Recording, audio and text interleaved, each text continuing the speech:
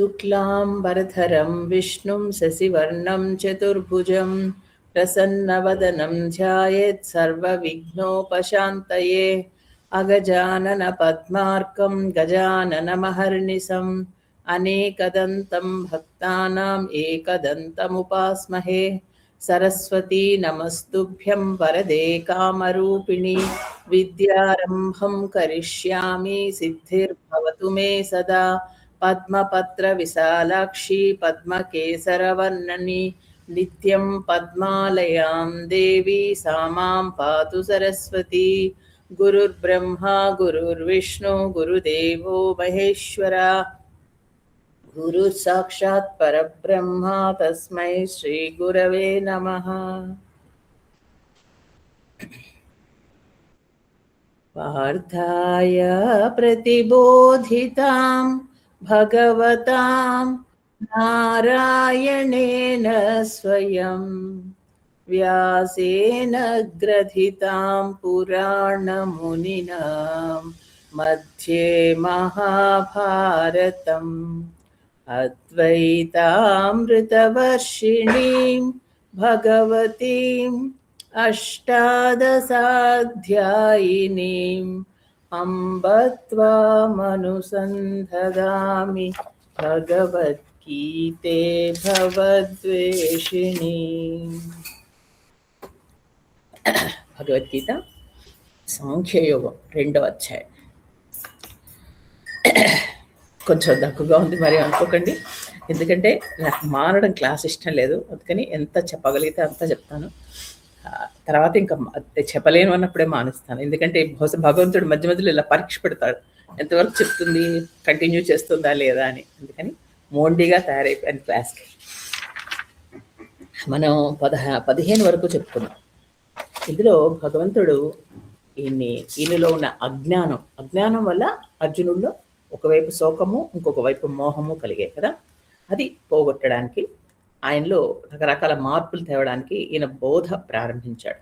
మనకి ఈ చాప్టర్లో 4 స్పెషల్గా ఉన్నాయి అని చెప్పాను. 4 పార్ట్స్ కింద ఈ చాప్టర్ని మనం డివైడ్ చేసుకోవాలి. మొట్టమొదటిది అర్జున శరణాగతి. అర్జునుడు ఇంకా అన్యథా శరణం నాస్తి అని అడిగేశాడు. అంతవరకు ఏమీ మాట్లాడలేదు భగవంతుడు. అది మాట్లాడాక మొదలెడుతున్నాడు, అది మనం చెప్పుకున్నాం.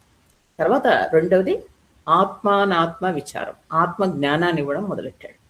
ఆత్మ గురించి, అనాత్మ గురించి, ఆత్మ అయిందేది, ఆత్మ కానిదేది, దాని గురించి చెప్పడం మొదలెట్టాడు. దాని గురించి మనం చదువుతున్నాం. ఇక్కడ ఇందులో చెప్తూ నువ్వు శోకించకు అంటూ స్టార్ట్ చేశాడు. ఆయన ఏడవద్దు అంటూ మొదలెట్టాడు.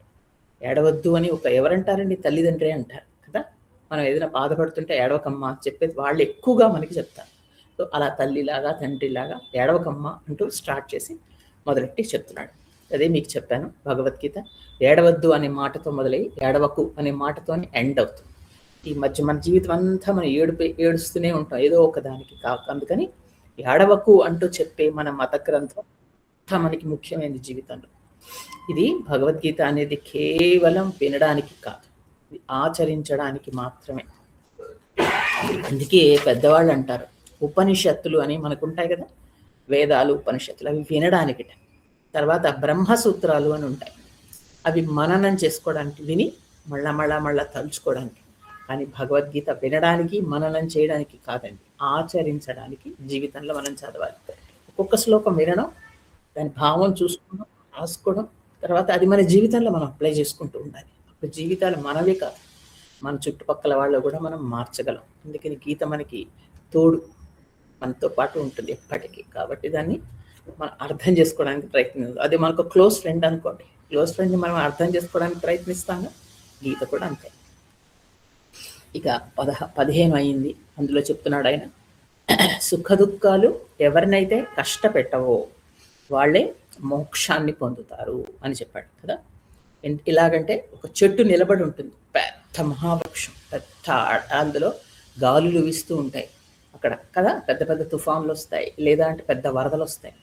అది తల ఉంచుతుందే కానీ అది పడిపోకుండా ఉండడానికి ప్రయత్నిస్తూ ఉంటుంది. అలాగే మనం కూడా గట్టిగా నిలబడాలి అని ఇక్కడ శ్రీకృష్ణుడు బోధిస్తున్నాడు.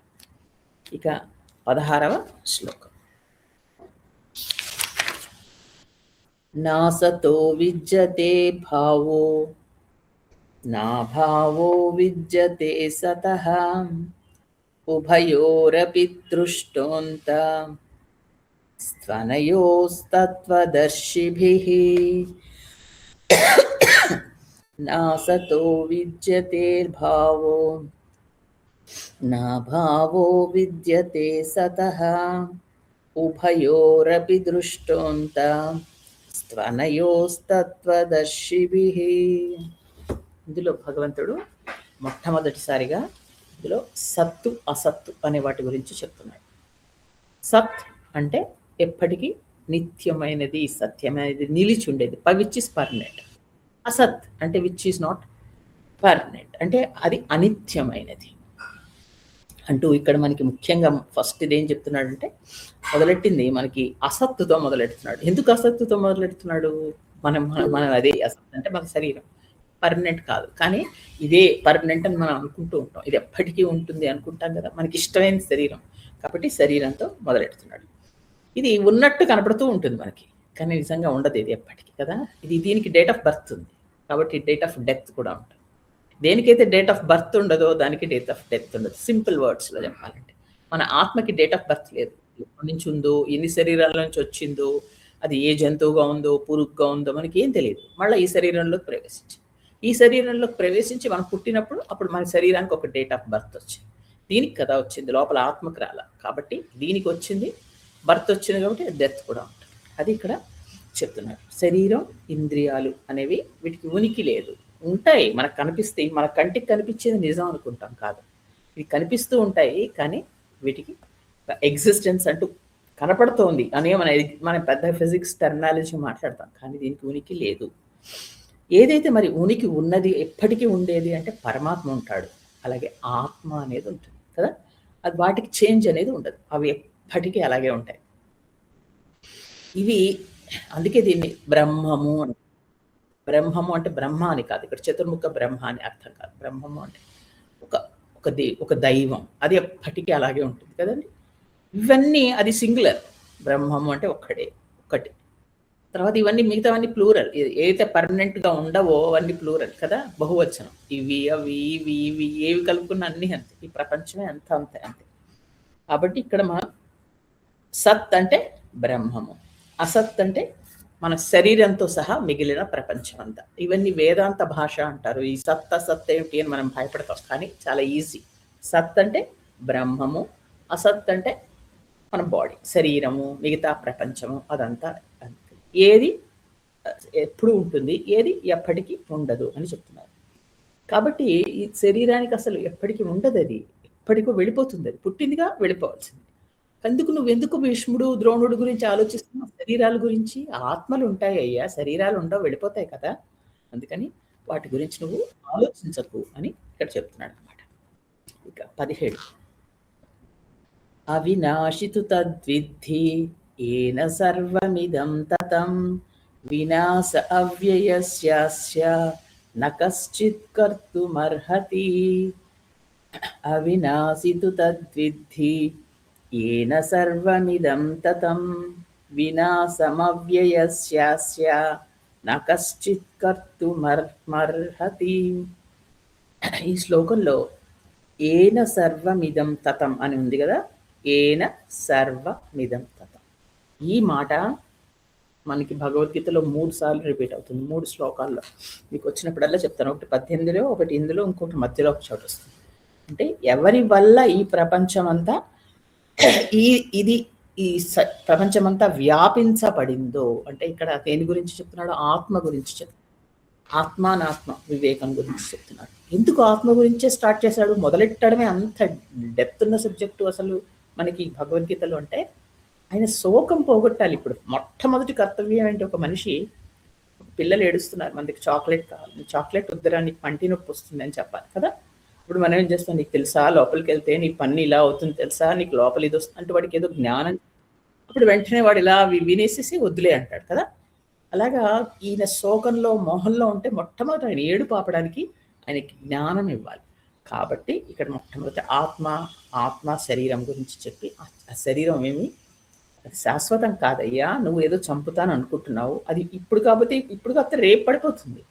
ఇప్పుడు నీ ధర్మం నువ్వు నెరవేర్చడానికి నువ్వు యుద్ధం చేయాలి అంటూ చెప్పి ఇప్పుడు ఏం చేస్తాడు, వెంటనే ఆయన కళ్ళు తుడుచుకుని బాణం పట్టుకుని బయలుదేరుతాడు కదా. అందుకని యుద్ధానికి సిద్ధం చేయడానికి ముందర ఆయనకి జ్ఞానాన్ని ఉపదేశించాలి. ఎందుకంటే శోకం మోహం అనేవి కేవలం జ్ఞానం వల్లే, నాలెడ్జ్ వల్ల పోతాయి, లేకపోతే అలా ఉండిపోతాయి శరీరం. కాబట్టి అది పోగొట్టడే ప్రయత్నం లాలిస్తూ చెప్తున్నాడు కృష్ణ. ఇక్కడ ఏం చెప్తున్నాడు అంటే 17వ శ్లోకంలో ఆత్మ గురించి చెప్తున్నాడు. ఇక్కడ ఆత్మ అంటే చెప్పాను కదా, బ్రహ్మము అని కూడా మనం అర్థం చేసుకోవచ్చు. ఈ ఆత్మ అనేది శాశ్వతమైనది, కేవలం మనలోనే ఉంది అని మనం అనుకుంటాం. అంటే నాలో ఉంది కాబట్టి ఇది నా ఆత్మ, అతనిలో ఉంది కాబట్టి అతని ఆత్మ, ఆ అమ్మాయిలో ఉంది కాబట్టి ఆ అమ్మాయి ఆత్మ కాదు. ఆత్మ అందరిలోనూ ఒకటే ఆత్మ ఉంటుంది. అంటే అలా మనం అనుకుంటూ ఉంటాం. ఇది శాశ్వతమైనది అని చెప్తున్నారు. ఇది అందరిలో వ్యాపించింది. అంటే నిజానికి భగవంతుడిది అది అందరిలో కొంచెం కొంచెం వ్యాపించింది. ఇది బ్రహ్మము. అంటే వేరు వేరు శరీరాలు వేరు, ఉపాధి అంటారు వేదాంత భాషలో. శరీరాన్ని ఉపాధి అంటారు. ఇది నా ఉపాధి, అది మీ ఉపాధి కదా. ఈ కుక్క ఉంటే కుక్క శరీరం ఉపాధి, అది ఉపాధిలో దాని లోపల కూడా ఆత్మ ఉంటుంది. జంతువులో ఆత్మ ఉంటుంది, వృక్షంలో ఆత్మ ఉంటుంది. ఇలా ప్రతి ఏదైతే చలిస్తూ ఉంటుందో దానిలో ఆత్మ ఉంటుంది. ఇది ఎవరి చేత ఈ సర్వం ఇలా వ్యాపించబడిందో అది అని చెప్తున్నారు. అంటే భగవంతుడు అని చెప్పడం అనమాట. కాబట్టి ఇది ఒక తత్వ దృష్టి ముందర తీసుకొస్తున్నాడు. భగవంతుడి గురించి చెప్పడానికి ఈయనకి ఈ శోకం పోగొట్టడానికి ఒక తత్వ దృష్టితో మాట్లాడుతున్నాడు. తర్వాత ధర్మ దృష్టితో చెప్తాడు. తర్వాత అకీర్తికరం అర్జున అంటూ చెప్పాడు కదా, ఇది నీకు కీర్తి ఉండదు, ఇలా చెయ్యకు అని చెప్పడానికి రకరకాలుగా దీన్ని కన్విన్స్ చేయడానికి ప్రయత్నిస్తున్నాడు. శరీరం అశాశ్వతం, లోపల ఉండే ఆత్మే శాశ్వతం. దీని గురించి మనకి ఇప్పుడు పెద్దవాళ్ళు వేదాంత పరంగా మట్టి కుండ ఎగ్జాంపుల్ చెప్తారు. ఏంటంటే మట్టి ఉంటుంది, మట్టిలోంచి కుండ చేస్తారు కదా. అంటే మనం ఓహో మట్టిలోంచి కుండ చేశారు కాబట్టి కుండ వేరు అనడానికి లేదు. పైకి అట్లా కనిపిస్తుంది మనకి. దాని మీద మట్టి మీద నిలబెట్టామనుకోండి, ఒక కొత్త కుండ తయారు చేసి ఇక్కడ ఒక మట్టి నేల మీద నిలబెట్టాం. నిజంగా ఆ మట్టిలోంచే కుండ చేశారు కుండ. కానీ మనకి ఏమనిపిస్తుంది, కుండ వేరు మట్టి వేరు కాదు కదా, అందులోంచి ఇది వచ్చింది. ఆ విషయం మనకి తట్టదు. తర్వాత కుండ పగిలిపోయిన తర్వాత మట్టి ఏమవుతుంది, ఈ మట్టిలో మట్టి కలిసిపోతుంది. శరీరం కూడా అంతే. ఇది కూడా పంచభూతాలు మన చుట్టూ ఏవైతే ఉన్నాయో వాటితోనే నిర్మించబడింది. మళ్ళీ మనం పోయాక అన్నిట్లో 5 కలిసిపోతాయి అని చెప్పడానికి ఎప్పుడు మట్టి కుండ ఎగ్జాంపుల్ చెప్తూ ఉంటారు పెద్దవాళ్ళు. వేదాంత పరంగా ఎప్పుడు ఎగ్జాంపులే చెప్తారు. కాబట్టి మరి అన్నిట్లో ఉంది కదా ఆత్మ, అదేంటి పరమాత్మ అంటే మరి అదే అద్వైతం, అది ఇది ఒకటే అని చెప్పడం. అది మనతోనే చెప్పిస్తాడు భగవంతుడి చివరికి. అదే కదా మరి శంకరాచార్య చెప్పింది అద్వైతం. కాబట్టి ఇక్కడ మనం మొదలెట్టేది ఇలా మొదలెడుతున్నాం. కొన్ని భగవద్గీతలో శ్లోకాలు ఉంటాయి, వాటిని గ్రంథి శ్లోకాలు అంటారు. ఇది మనకి భారతంలో కూడా వచ్చాయి. అంటే ఏంటంటే అసలు అర్థం అవడమే కొంచెం కష్టంగా ఉంటాయి. అలాంటి శ్లోకాలు అక్కడక్కడ ఉంటాయి. భారతంలో ఏం చేశాడంటే ఆయన వ్యాసుడు నేను రాయాలి అని మొదలెట్టినప్పుడు ఎవరు రాయాలి అనే సమస్య వచ్చింది. ఎందుకంటే ఆయన చాలా ఫాస్ట్గా గబగబా చెప్తూ ఉంటే ఎవరో రాయాలి, ఆయన రాయడానికి ఆయనకి లేట్ అయిపోతుంది. అందువల్ల ఇప్పుడు గణపతిని ప్రార్థిస్తే గణపతి వచ్చాడు, నేను కూర్చుని రాస్తాను. కానీ గణపతి అన్నాడు నేను చాలా తొందరగా రాసేస్తాను, చాలా ఫాస్ట్గా రాయగలను, నేను ఎంత ఫాస్ట్గా రాయగలుగుతాను అంత ఫాస్ట్గా నువ్వు చెప్పాలి అని ఛాలెంజ్ చేశాడు. అంటే వ్యాసుడు సరే అన్నాడు. ఇప్పుడు ఈయన ఊహించుకొని ఒక శ్లోకాన్ని గుణించుకొని ఇలా ఉండాలి అని వర్డ్స్ అన్ని ఫ్రేమ్ చేసుకుని ఈయన చెప్పాలి. గణపతి ఇలా వింటుంటే టక్టక్క రాసిస్తున్నాడు. ఆయనకు చెప్పాడు నా కలం ఆగదు, అంటే నా పెన్ ఇలా స్టాప్ అవ్వదు, ఇలా రాస్తూనే వెళ్ళిపోతుంటుంది, మధ్యలో ఆపకూడదు సుమా అని. అంటే అప్పుడు ఆయన అన్నాడు ఓకే నేను శ్లోకం చెప్తాను, ఆ శ్లోకం విని అర్థం చేసుకోవాలి కూడా నువ్వు అంటాడు. సరే నేను అర్థం కూడా చేసుకొని రాయగలను. గణపతి మరి ఆయన మేధావి కదా. అలా చెప్తుంటే ఏం చేశాడంటే ఆ స్పీడ్ తట్టుకోలేకపోయాడు వ్యాసుడు. గణపతి రాసినంత స్పీడు ఇంక చెప్పడం కష్టం అయిపోతుంది. అందుకని ఏం చేశాడంటే ఆయన మధ్యలో ఈ గ్రంథి శ్లోకాలు వదిలేవాడు. అంటే అది విని అర్థం చేసుకుని ఆయన రాయడానికి ఒక క్షణం పట్టేది. ఆ క్షణం చాలు వ్యాసుడికి, ఇంకో శ్లోకం ఆలోచించుకునేవాడు. అందుకని మధ్య మధ్యలో గ్రంథి శ్లోకాలు వస్తూ ఉంటాయి భారతంలో. అదే ఇది కూడా భారతంలో పార్టేగా మనకి భగవద్గీత. అందువల్ల ఇది గ్రంథి శ్లోకం 16వది. వినడానికి చాలా తేలిగ్గా మనకు అర్థమవుతుంది, కానీ మీరు తర్వాత విశ్లేషణలు చూస్తే ఒక్కొక్కడికి ఒక్కొక్కలాగా అర్థమై రాశారు అనమాట. అంత కష్టంగా అనిపిస్తుంది, కానీ నేను చాలా తేలిగ్గా మామూలు మనకు అర్థమయ్యే భాషలో చెప్తాను. కాబట్టి ఆ గ్రంథి శ్లోకాల్లో ఈ 16 శ్లోకం ఒకటి. ఊరికే నేను జస్ట్ మీకు for the sake of just knowledge చెప్తున్నాను. ఇక ఇక్కడ నుంచి 17వ శ్లోకం నుంచి ఏంటవుతుందంటే, ఎస్పెషల్లీ 19, 20 శ్లోకాల్లో మనం ఏం చెప్తాం, భగవద్గీత పార్థాయ ప్రతిభూతితంలో ఇందులో అన్నీ ఉన్నాయని చెప్తాం. తర్వాత శ్లోకం మనకి చాప్టర్ అంతా అయిన తర్వాత లాస్ట్కి ఉపనిషత్సు అని ఎలా చెప్తాం కదా. అందులో ఈ ఉపనిషత్సు అంటే ఏంటంటే, ఉపనిషత్స్ ఉండే సారాంశం కూడా భగవద్గీతలో వచ్చింది అని చెప్తాం. అలాగా ఈ ఉపనిషత్ వాక్యాలు ఉంటాయి, అందులో కృష్ణుడు ఏం చేశాడంటే అవి కూడా తీసుకుని శ్లోకాల్లో పెట్టేశాడు ఆయన భగవద్గీతలో. అందుకే మనకి నిజానికి భగవద్గీతలోనే ఉపనిషత్తులు ఉంటాయి. భగవద్గీత అర్థం చేసుకుంటే ఉపనిషత్తు అక్కర్లా. కఠోపనిషత్ అని ఉపనిషత్తుల్లో ఒకటి. అందులో ఉన్న వాక్యాల్ని యాజ్ ఇట్ ఈస్గా 19, 20 శ్లోకాల్లో పెట్టేశాడు. ఈరోజు మనం చెప్పుకోబోతున్నాం. అందుకని మనం గీత చదివితే ఉపనిషత్ చదివినట్టే. 18వ శ్లోకం. అంతవంత ఇమే దేహ నిత్యస్యోక్తా శరీరిణః అనాసినో ప్రమేయస్య తస్మాత్తుత్యస్వ భారత. అంతవంత ఇమే దేహ నిత్యస్యోక్త్యా శరీరిణః అనాసినో ప్రమేయస్య తస్మాత్యుత్యస్వ భారత. ఇక్కడ మళ్ళా 18వ శ్లోకంలో చెప్తున్నాడు, శరీరాలన్నీ నశించిపోతాయి. ఇప్పుడే అనుకున్నాం కదా, date of birth, date of death, అలాగే అన్నీ నశించిపోతాయి. కానీ లోపల ఆత్మ అని ఉంటుంది, అది నశించదు. కానీ అందుకని అర్జున ఈ విషయం తెలుసుకొని యుద్ధం చెయ్యి. నువ్వేంటో అనుకుంటున్నావు, అక్కడ భీష్ముడి చంపేస్తాను, ఉదరం నుండి చంపేస్తాను అని ఏడుస్తున్నావు. పడిపోయేది కేవలం శరీరమే, ఆత్మ ఉంటుంది, మళ్ళా జన్మ తీసుకుంటుంది. ఆత్మ నువ్వేం చంపలేవు, కాబట్టి యుద్ధం చేయలే అర్జున అని. ఇక్కడ ఒక చిన్న కాంట్రవర్సీ ఉంది ఈ శ్లోకంలో. ఏంటంటే,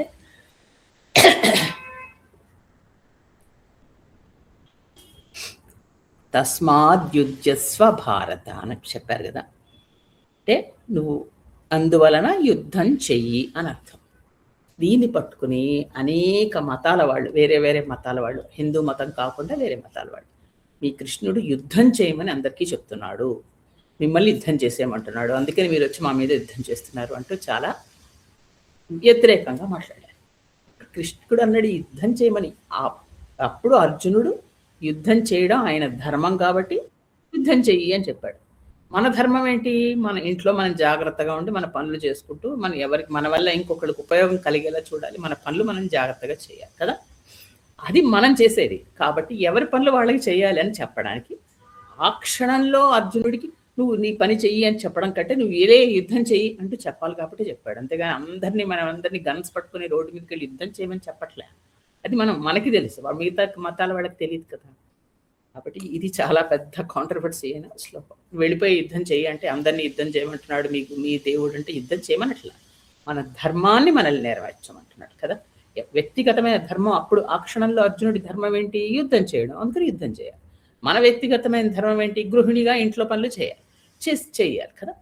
అలాగే ఎవరి వ్యక్తిగతమైన పనులు వాళ్ళు మానకూడదు, చెయ్యాలి అంటూ చెప్పడం, అది ఆయన ఉద్దేశం. 19వ శ్లోకం. ఏనం వేత్తి హంతారం యశ్చేనం మన్యతే హతం ఉభౌ తౌ న విజానీతో నాయం హంతి న హన్యతే. ఏనం వేత్తి హంతారం యశ్చేనం మన్యతే హతం ఉభౌ తౌ న విజానీతో నాయం హంతి న హన్యతే. ఆత్మ గురించే ఇందులో చెప్తూ ఉన్నాడు. ఆత్మ అనాత్మ విచారం అనుకున్నాం. మాటలు వినడానికి భయమిస్తాయండి, అమ్మో ఇదేదో వేదాంతం అని. ఆత్మ అనాత్మ, ఆత్మ కానిది ఏది అని తెలుసుకో. విచారణ అంటే తెలుసుకోవడం, అంతే కదా. అంటే రెండు, శరీరం వేరు ఆత్మ వేరు అని తెలుసుకోవయ్యా అని చెప్తున్నాడు. మనకు నిజానికి తెలుసు అది కదా అని ఆయన ఒక్కొక్క శ్లోకంలో వివరంగా చెప్తున్నాడు. ఇందులో ఏం చెప్తున్నాడు 19వ శ్లోకంలో, ఆత్మ నువ్వు వెళ్ళిపోయి నేను ఇంకోటిని చంపేస్తాను అనుకుంటున్నావు అంటే నువ్వంటే నీ ఆత్మ ఎవరిని చంపదు. అలాగే ఆత్మ ఇంకొకళ్ళతో చంపబడదు. నువ్వు వెళ్ళి భీష్ముడిని చంపేస్తానంటే నువ్వు వెళ్ళి నిజంగా చంపట్లేదు, నువ్వు శరీరమే కదా, నీ ఆత్మ ఏమి చంపట్ల. అలాగే భీష్ముడు ఆత్మ మరణించదు. ఇది ఈ విషయం కనుక తెలుసుకుంటే నీకు జ్ఞానం వచ్చినట్టు, లేదంటే నీకు జ్ఞానం లేదని అర్థం. కాబట్టి ఈ తెలియని వాళ్ళు అజ్ఞానులు అని చెప్తున్నాడు. ఆత్మ ఎవరితోనూ చంపబడదు, ఎవరిని చంపదు అని చెప్పడం. అది అంటే ఒక పైకి కనిపించే మన శరీరం ఆత్మ కాదు, లోపల వేరేది ఉంది, అది మనకి కనపడదు, అది చావదు అని చెప్పడం అన్నమాట. ఇక 20 నజాయతే మ్రియతే వా కదాచిత్ నాయం భూత్వా భవితా వా న భూయః అజో నిత్యః శాశ్వతోయం పురాణో న హన్యతే హన్యమానే శరీరే. భగవద్గీతలో కొన్ని శ్లోకాలకి అక్షరాలు ఎక్కువ ఉంటాయి, అప్పుడు మనం చదివే ట్యూన్ మారిపోతుంది, అంతేకాని ఇంకో విధంగా కాదు. ఇక్కడ పైంది 19ది ఎప్పట్లా కొన్ని ఉంది, ఇక్కడ ఛందస్సు మారిపోయింది. 20కి వచ్చేసరికి ఎక్కువ మాటలు వచ్చాయి, కాబట్టి మనకి చదివే విధానం మారుతుంది. నజాయతే మ్రియతే వా కదాచిత్ నాయం భూత్వా భవితా వా న భూయః అజో నిత్యః శాశ్వతోయం పురాణో న హన్యతే హన్యమానే శరీరే. ఇది నేను చెప్పాను 19-20లో కఠోపనిషత్తులో ఉన్న వాక్యాలు ఉన్నాయి. ఇక్కడ ఇందులో ఏం చెప్తున్నాడంటే ఆత్మ అనేది దానికి పుట్టడం చావడం అనేది ఉండదు. ఇది వీటికి ఎలాంటి పుట్టడం చావడం లేకపోతే ఇంకా ఎలాంటి వికారాలు కూడా ఉండవు కదండి. పర్మనెంట్గా ఎప్పటికీ ఉంటే దానికి ఏమిటి ఉంటాయి, దానికి ఏమి ఎవరితో దేంతో ఒక అటాచ్మెంట్ లాంటిది ఉండదు ఆత్మకి. మనం అనుకుంటాం అది నాది నీది అని. నేను చెప్పాను కదా, మన ఆత్మను కూడా లోపల రావణాసురుడిలాగా బంధించేస్తున్నాం, ఒక సీతను బంధించినట్టు. అలాగా ఆత్మ ప్యూర్గా ఉంటుంది, దానికి ఏమీ పట్టవు, ఏమీ అంటవు. అలాంటిది ఆత్మ అంటే. ఇది ఒక మనకి మనము ఏమిటి అనేది ఇక్కడ భగవంతుడు చెప్తున్నాడు. అసలు నువ్వు అనేది ఏమిటి అది మనకు తెలియదు. ఎంతసేపు మన శరీరం గురించి ఆలోచించుకుంటాం, నా శరీరం ఇలా ఉంది, దీనికి ఇంకా ఎలా ఇంప్రూవ్ చేయాలి, ఇంకా ఏం చేయాలి అని అలా ఆలోచిస్తాం. కానీ లోపల ఆత్మ గురించి పట్టించుకోండి అని మనం పోయిన క్లాస్లో చెప్పుకున్నాం కదా, అది ఇక్కడ చెప్తున్నాడు భగవంతుడు. అసలు నువ్వు అనేది ఏమిటి, నీ శరీరం పైకి కనిపించేది కాదు, నీ లోపల ఏదో ఉంది అని దాని గురించి చెప్తున్నాడు. ఇది ఆత్మ ఎప్పటిదో అసలు మనకు తెలుసా? మన ఆత్మ ఎప్పటి నుంచి వస్తుందో మనకి ఏమైనా తెలుసా? దానికి ఇష్టాలు మనకు తెలుసా? దానికి ఏంటి ఇస్తే అది హాయిగా ఉంటుందో తెలుసా? ఏమిటి ఇవ్వడం అంటే ఫుడ్ కాదండి. దానికి ఏ పుస్తకం చదవడం ఒకటే కాదు జ్ఞానం అంటే, రకరకాల జ్ఞానాలు. ఆలోచించండి, ఒక్కొక్క విషయం మనకి ఆలోచిస్తే అప్పుడు అర్థమవుతూ ఉంటుంది. దానికి ఆలోచించి దానికి తగినదిగా అది చెప్తుంది మనకి. దాని మాట వినే టైము ఓపిక మనకు ఉండాలి. అది లోపల నుంచి ఘోషిస్తూ ఉంటుంది, ఆత్మఘోష అంటారు మనకి. దానికి అంటే ఒక ఎథిక్స్కి అగెన్స్ట్గా మనం వెళుతూ ఉంటే అది లోపల నుంచి ఘోషిస్తుంది, వద్దు వద్దు తప్పు చేస్తున్నాం, మనం వినాం, దాన్ని నోరు నొక్కి పడేస్తాం. కాబట్టి అది వినడానికి ప్రయత్నించాలి. అంటే లోపల నుంచి ఏదో మాట్లాడుతుంది, మనం మైక్రోఫోన్లో వినాలి అని కాదు చెప్తున్నాం. అందుకే ధ్యానం అంట. ధ్యానంలో ఆత్మ మాట్లాడేది, మనస్సు మాట్లాడేది మనకు వినిపిస్తూ ఉంటుంది. ఇది ఒక శరీరంలో ఉంది, శరీరం నశించిపోతూ ఉంటుంది. ఒక నశించే శరీరంలో నశించిపోని ఆత్మ ఉంటుంది. వినడానికి ఒక మాట కష్టంగా ఉంటుంది కదా. నశించే శరీరంలో నశించని ఆత్మ ఉంటుంది. కాబట్టి ఇక్కడ ఏం చేయాలంటే నీ ధర్మం నువ్వు చెయ్యి. ఎందుకు శరీరం గురించి ఆలోచిస్తున్నావు? నువ్వు ఆలోచించకు, ఇప్పుడు కాబట్టి ఇంకొక క్షణంలో పడిపోతుంది అని చెప్తున్నాడు ఇక్కడ. ఇది ఆయనకి ఎందుకు ఇంత బోధ, ఇంత ఇదంటే మోక్షం కోసం. అది కఠోపనిషత్ గురించి చెప్పడం అన్నమాట. ఉపనిషత్ వాక్యం అని చెప్తున్నాను కదా. జ్ఞానాన్ని గ్రహించి నేర్చుకుని అజ్ఞానాన్ని నశింపజేసుకుని తన ధర్మం ఏంటో తెలుసుకుని అర్జునుడు యుద్ధానికి వెళ్ళేలాగా జ్ఞానబోధ చేస్తున్నాడు. కేవలం అర్జునుడేనా, మనకి కూడా వర్తిస్తుంది. మన యుద్ధాలు మనకి ఎన్ని ఉన్నాయి. అందుకని మనకు కూడా జ్ఞానబోధ చేస్తే ఏమిటవుతుందంటే ముందర మన అజ్ఞానం నాశనం. మనం ఏం చేయాలి, నీ స్వప్రయోజనం ఏంటి, నీ స్వకార్యం ఏంటి తెలుసుకోవాలి ఫస్ట్. అంటే నువ్వు ఎందుకు పుట్టావు, ఏం పని చేయాలి అనేది నీకు నువ్వు తెలుసుకోవాలి. తెలుసుకుని అది చేసుకుంటూ వెళ్ళిపోతే అప్పటికి అది నీ ధర్మం, నా ధర్మం నేను చేసినట్టు. అది చేస్తే కనుక అప్పుడు భగవంతుడు సంతోషిస్తాడు. ఈ సరిగ్గా ఈరోజు అనుకోకుండా ఇదే మనం చెప్పుకోపోతున్నాం రామాయణంలో కూడా. చాలా మటుకు ఎప్పుడు కలుస్తూ ఉంటాయండి. ఎలా కలుస్తాయో మరి శ్లోకం చదివిన తర్వాత ఇది చదివిన తర్వాత ఇదే రాస్తుందో నాకు తెలీదు. బట్ చాలా మటుకు కలుస్తూ ఉంటాయి. ఇదే సంగతి మనం ఇప్పుడు రామాయణంలో కూడా చెప్పుకోబోతున్నాం.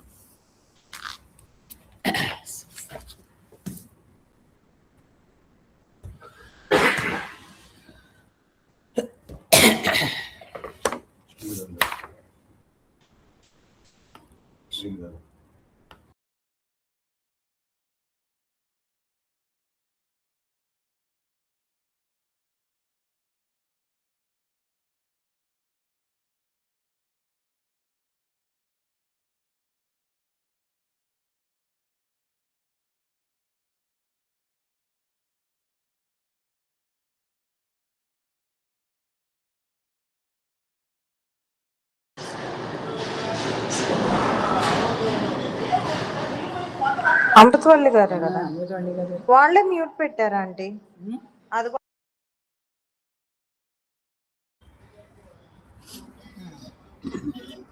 వాళ్ళు ఒక్కొక్కసారి వాళ్ళకి పక్కనే ఉన్న పని ఉంటే వెంటనే మ్యూట్ పెట్టేస్తారు.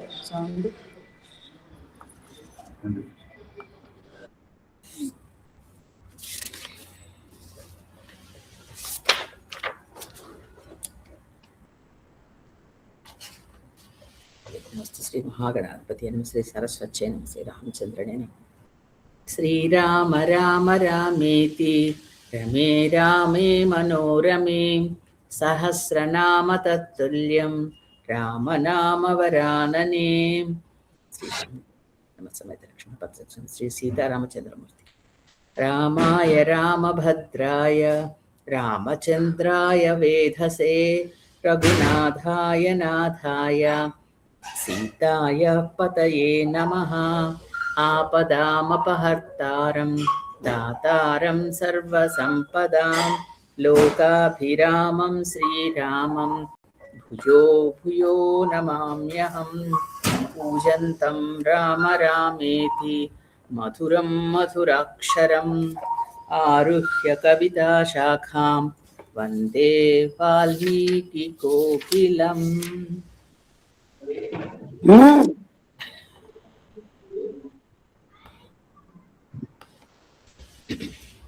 రామాయణ అరణ్యకాండ. అరణ్యకాండలోకి మన రాముడితో పాటు ప్రవేశించి రాముడితో పాటు రామాయణం. రామాయణం అంటే రాముని ప్రయాణం. రాముని ప్రయాణం అరణ్యకాండ ఉంది. అరణ్యకాండలో మొట్టమొదట విరాధుణ్ణి సంహరించాడు. విరాధుడి గురించి మనం లాస్ట్ క్లాస్లో చాలా గొప్పగా చెప్పుకున్నాం. ఒక గంధర్వుడు తాపవసాన ఒక రాక్షసుడైపోయాడు. ఒక విచిత్ర ఆకారంలో తయారై అందరినీ హింస పెడుతున్నాడు. ఆ ఒక మంచి అడవిని ఒక నరమాంస భక్షకుడిగా మారి అంత హింస పెట్టాడు. సీతని చేతిలోకి తీసుకుని అమ్మవారి స్పర్శ తగిలగానే అతనిలో మార్పు వచ్చింది. తర్వాత వీళ్ళు ఎవరో తెలుసుకున్నాడు. వీళ్ళు రామలక్ష్మణులని దశరథ పుత్రులని అడవికి వచ్చారని తెలుసుకుని లక్ష్మణుడి మాటల ద్వారా వెంటనే అతను తెలిసింది. తన శాప విమోచనం వీళ్ళ చేతుల్లో ఉందని వీళ్ళ గురించి ఎంత కాలంగానో ఎదురు చూస్తున్నాడు అతను. వెంటనే వీళ్ళ చేత మరణించాలని అతను మనస్సులో చాలా అనుకున్నాడు. ఆ విధంగానే తన మరణించే ఉపాయం కూడా చెప్పేశాడు. నేను శస్త్రాలతో చావను, నాకు చావు లేదు, నాకు ఈ విధంగా బ్రహ్మవరం ఉంది అంటూ చెప్పాడు. ఆ విషయం తెలుసుకున్న రాముడు లక్ష్మణుడు అతన్ని 2 చేతులు నరికి ఆ తర్వాత ఒక పెద్ద గొయ్యి తీసి అందులో పాతిపెట్టారు. ఆ పాతిపెట్టే సమయంలో అతను కదలకుండా ఆ గొయ్యి తవ్వుతున్నంతసేపు రామచంద్రుడు తన పాదాన్ని ఆయన కంఠం మీద నొక్కి పెట్టి ఉంచాడు. అలా ఉంచడంతో అతనికి ఆ స్పర్శ వల్ల ఆ విష్ణుమూర్తి స్వయంగా ఒక మానవుడిగా అవతరించి తిరుగుతున్నాడు. మామూలుగా ఎంత ప్రయత్నించినా రాముడి ఒక మహావిష్ణువు దర్శనమే అపురూపం. అలాంటిది రాముడు కదలి వచ్చి తనను సంహరించడానికి యుద్ధం చేయడమే కాకుండా తన మీద కాలు మోపడంతో ఆ జన్మ పునీతం చేసుకున్నాడు. ఒక రాక్షసుడిగా పుట్టిన ఆయన చేతుల్లో సంహరింపబడ్డంతో ఆయనను చూస్తూ ఆయన స్పర్శను అనుభవిస్తూ ఆయన నామం చెప్పుకుంటూ మరణించాడు. మరి అతను ఇంకా రాక్షసుడు ఎలా అవుతాడండి? అతను ఒక ఋషి అయిపోతాడు కదా. ఋషి కంటే కూడా గొప్పవాడేమో. ఋషులు కూడా తపస్సు చేసేది ఆయన రూపు చూడ్డానికి. కానీ ఆయన ఇంతవరకు ఇంతలాగా వచ్చింది ఈయన ఒక్కడే అనుకుంటా. వచ్చి ఈయన చేతిలో మరణించిన తర్వాత, మరణించే ముందు చెప్పాడు, ఎదురు పక్కన ఇంకొక ముని ఆశ్రమం ఉంది, అక్కడికి మీరు వెళ్ళండి, ఆయన మీకోసం ఎదురు చూస్తున్నాడు అని చెప్పాడు. అప్పుడు ఈయన అక్కడికి వెళ్ళడానికి వీళ్ళిద్దరు బయలుదేరారు. బయలుదేరితే అప్పుడు ఆయన పేరు శరభంగ మహర్షి. ఆయన దగ్గరికి వెళ్ళమని ఇతను విరాటుడు చెప్పి మరణించాడు.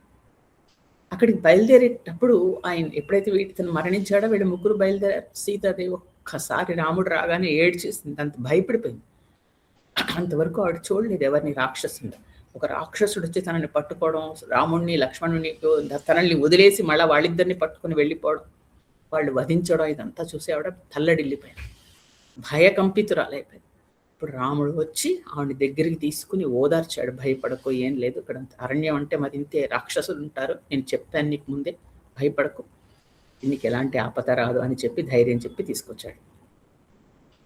తీసుకొచ్చేప్పుడు లక్ష్మణుడితో అన్నాడు, ఇక్కడ మరి ఈ అరణ్యాల్లో మనం వచ్చిన ఈ స్థలం బాగోలేదు, ఇక్కడ మనం ఏం చేద్దామంటే కొంచెం లోపలికి ఇటువైపు తిరిగి వెంటనే మనం శరభంగ ఆశ్రమానికి వెళ్ళిపోదాం, సాయంత్రం లోపల, రాత్రికి మనం ఈ వైపు ఉండద్దు, పద వెళ్ళిపోదాం అని ముగ్గురు గబగబా అటు వెళ్ళడం మొదలెట్టారు. వెళుతూ ఉంటే అప్పుడు రాముడు అన్నట్ట, కరుణామయుడు కదండి, మన ఎలా ఉంటుంది పాపం ఆయన. వెంటనే అన్నాడు, మనం వాడు చెడ్డవాడే, విరాధుడు దుర్మార్గుడే, రాక్షస అంశ వచ్చేసింది, అంత క్రూరంగా అంత వికృతంగా పనులు చేస్తున్నాడు, కానీ అలా చంపకుండా ఉండవలసిందేమో లక్ష్మణ, మనం పాపం వాడిని వదిలేయవలసిందేమో, మనిషిలో మార్పు వస్తుంది, అలా బతికేవాడేమో కదా, ఎందుకు అలా చేశామో, నాకు మనసు చాలా బాధపడుతుంది, మనం వికృతంగా చంపేశామేమో అని చాలా బాధపడ్డట రాముడు. రాముడు మనస్సే అంతండి, కరిగిపోతూ ఉంటుంది, రావణాసురుడిని చూసి కూడా కరిగిపోతుంది, అసలు తట్టుకోలేడు ఆయన. అంటే ఎవరైనా సరే తప్పు చేసి రామా క్షమించంటే క్షమించేస్తాడు. అలాంటి అత్యంత ఏంటంటారు సున్నితమైన మనసు రాముడిది. అది చాలా విచిత్రమైన మనిషి. శరణు అంటే చాలు వాళ్ళని కాపాడి రక్షిస్తాడు. ఈరోజు ఒక చిన్న కథ చెప్తున్నాను. ఇది నేను రామాయణంలో లేదు, కానీ ఎక్కడో చదివి విన్న కథ. అది దీనికి సంబంధించిందే. అంటే రాముడు అందరినీ కాపాడతాడా అంటే కాదు అంటూ రుజువు చేసిన కథ. ఇలాగే అడవిలో రాముడు లక్ష్మణుడు సీత తిరుగుతున్నారు. మంచినీళ్ళ కోసం ఆగారట. ఎక్కడ ఆగేసరికి లక్ష్మణుడు వెళ్ళి నీళ్ళు తెస్తానని వంగి తీసుకొస్తున్నాడు. రాముడు అంతవరకు ఇలా పట్టుకుని ఉన్నాడు, విల్లు కింద పెట్టి చూస్తున్నాడు, ఇలా చేతిలోనే పట్టుకుని ఉన్నాడు. రాముడు వస్తున్నాడు అన్న సంగతి తెలిసి, మీకు నేను చెప్పాను, మనుషులే కాదు చెట్లు చేమలు చిన్న జంతువులు కూడా రాముడి కోసం ఎదురు చూస్తున్నాయి. అంటే మరి వాళ్ళకి పూర్వజన్మ, అవన్నీ వాళ్ళందరికీ పూర్వజన్మ వాసనలు ఉన్నాయా, అవన్నీ తపస్సు చేసి తెలుసుకున్నాయంటే తెలియదండి వాటికి. ఆయన వచ్చేసరికి ఆయన రాకే మొత్తం పరిసరాలని మారుస్తుంది. భగవంతుడు కదండి, మరి నడిచి వస్తున్నాడు రాముడు. అలాగా ఆయన వస్తున్న పాదాల సవ్వడి విని అక్కడ ఉన్న జలచరాలన్నీ బయటకు వచ్చి చూస్తున్నాయి, చేపలతో సహా. రాముడిని ఇంత కళ్ళు చేసుకొని చూస్తున్నాయి. చెట్లు చేమల్లుట వాటికి కళ్ళు ఉండవు పాపం కదా, ఒక్కొక్క ఆకు ఒక్కొక్క కన్ను కింద చేసుకుని చెట్లన్నీ ఇట్లా వంగి చూస్తాయి, ఇట్లా రాముడిస్తే ఇంకా తరించిపోతూ ఉంటాయి ఇట్లా చెట్లన్నీ. అలా రాస్తారంటే అన్నిటికీ మరి దేవుడే కావాలి కదా, అలా అన్నమాట. అలాగా చూస్తుంటే ఏం చేశాయి, ఆ జలచరాలన్నీ చూస్తున్నాయి. ఆ జలచరాల్లోంచి ఒక కప్ప అది చూసింది రాముడిని. చూసి దానికి ఒళ్ళుపై తెలియట్లా. అసలు చెప్పాను కదా, ప్రపంచాన్ని మోహింపచేస్తాడు రాముడు. అలాంటి రాముడు ఇలా వచ్చి నిలబడేసరికి దానికి సరిపోలే. అక్కడి నుంచి చూస్తే ఇంకా దగ్గరికి వచ్చేద్దాం అని గెంతి ముందరికి వచ్చేస్తాం. వచ్చి నిలబడింది అక్కడ. రాముడిని అలా పైకి చూసుకుంటుంది, పాదాలు చూస్తోంది, నేను వేళ్ళు చూస్తూ, నేను గోళ్ళు చూసుకుంటాను, అలా ఉండిపోయింది. ఆ పిచ్చి కప్ప అలా చూస్తూ ఉండేసరికి రాముడు ఇలా తన ధనుసు తీసి ఇలా పెట్టాడు.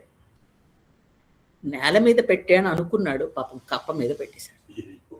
ఆ ధనుసు, మరి రాముడి ధనుసు ఎంత బరువు, కోదండం.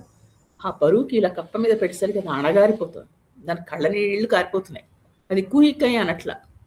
లక్ష్మణుడు నీళ్లు ముంచి తీసుకొస్తూ చూశాడు, ఆయన ధనుస్సు కింద కప్పు నలిగిపోతోంది, అది ఇలా గింజుకుంటుంది.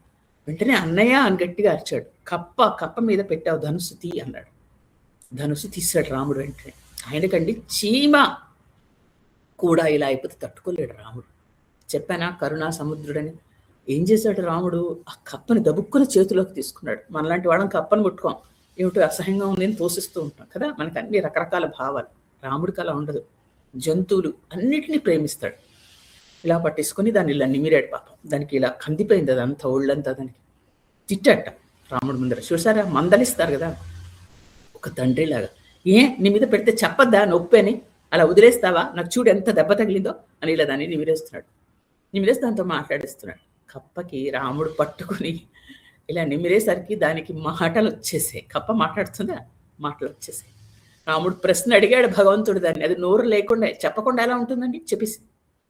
చెప్పింది, రామా నాకు ఏదైనా కష్టం వస్తే, నాకు ఎవరైనా కష్టం పెడితే రామా రామా అంటానయ్యా నేను.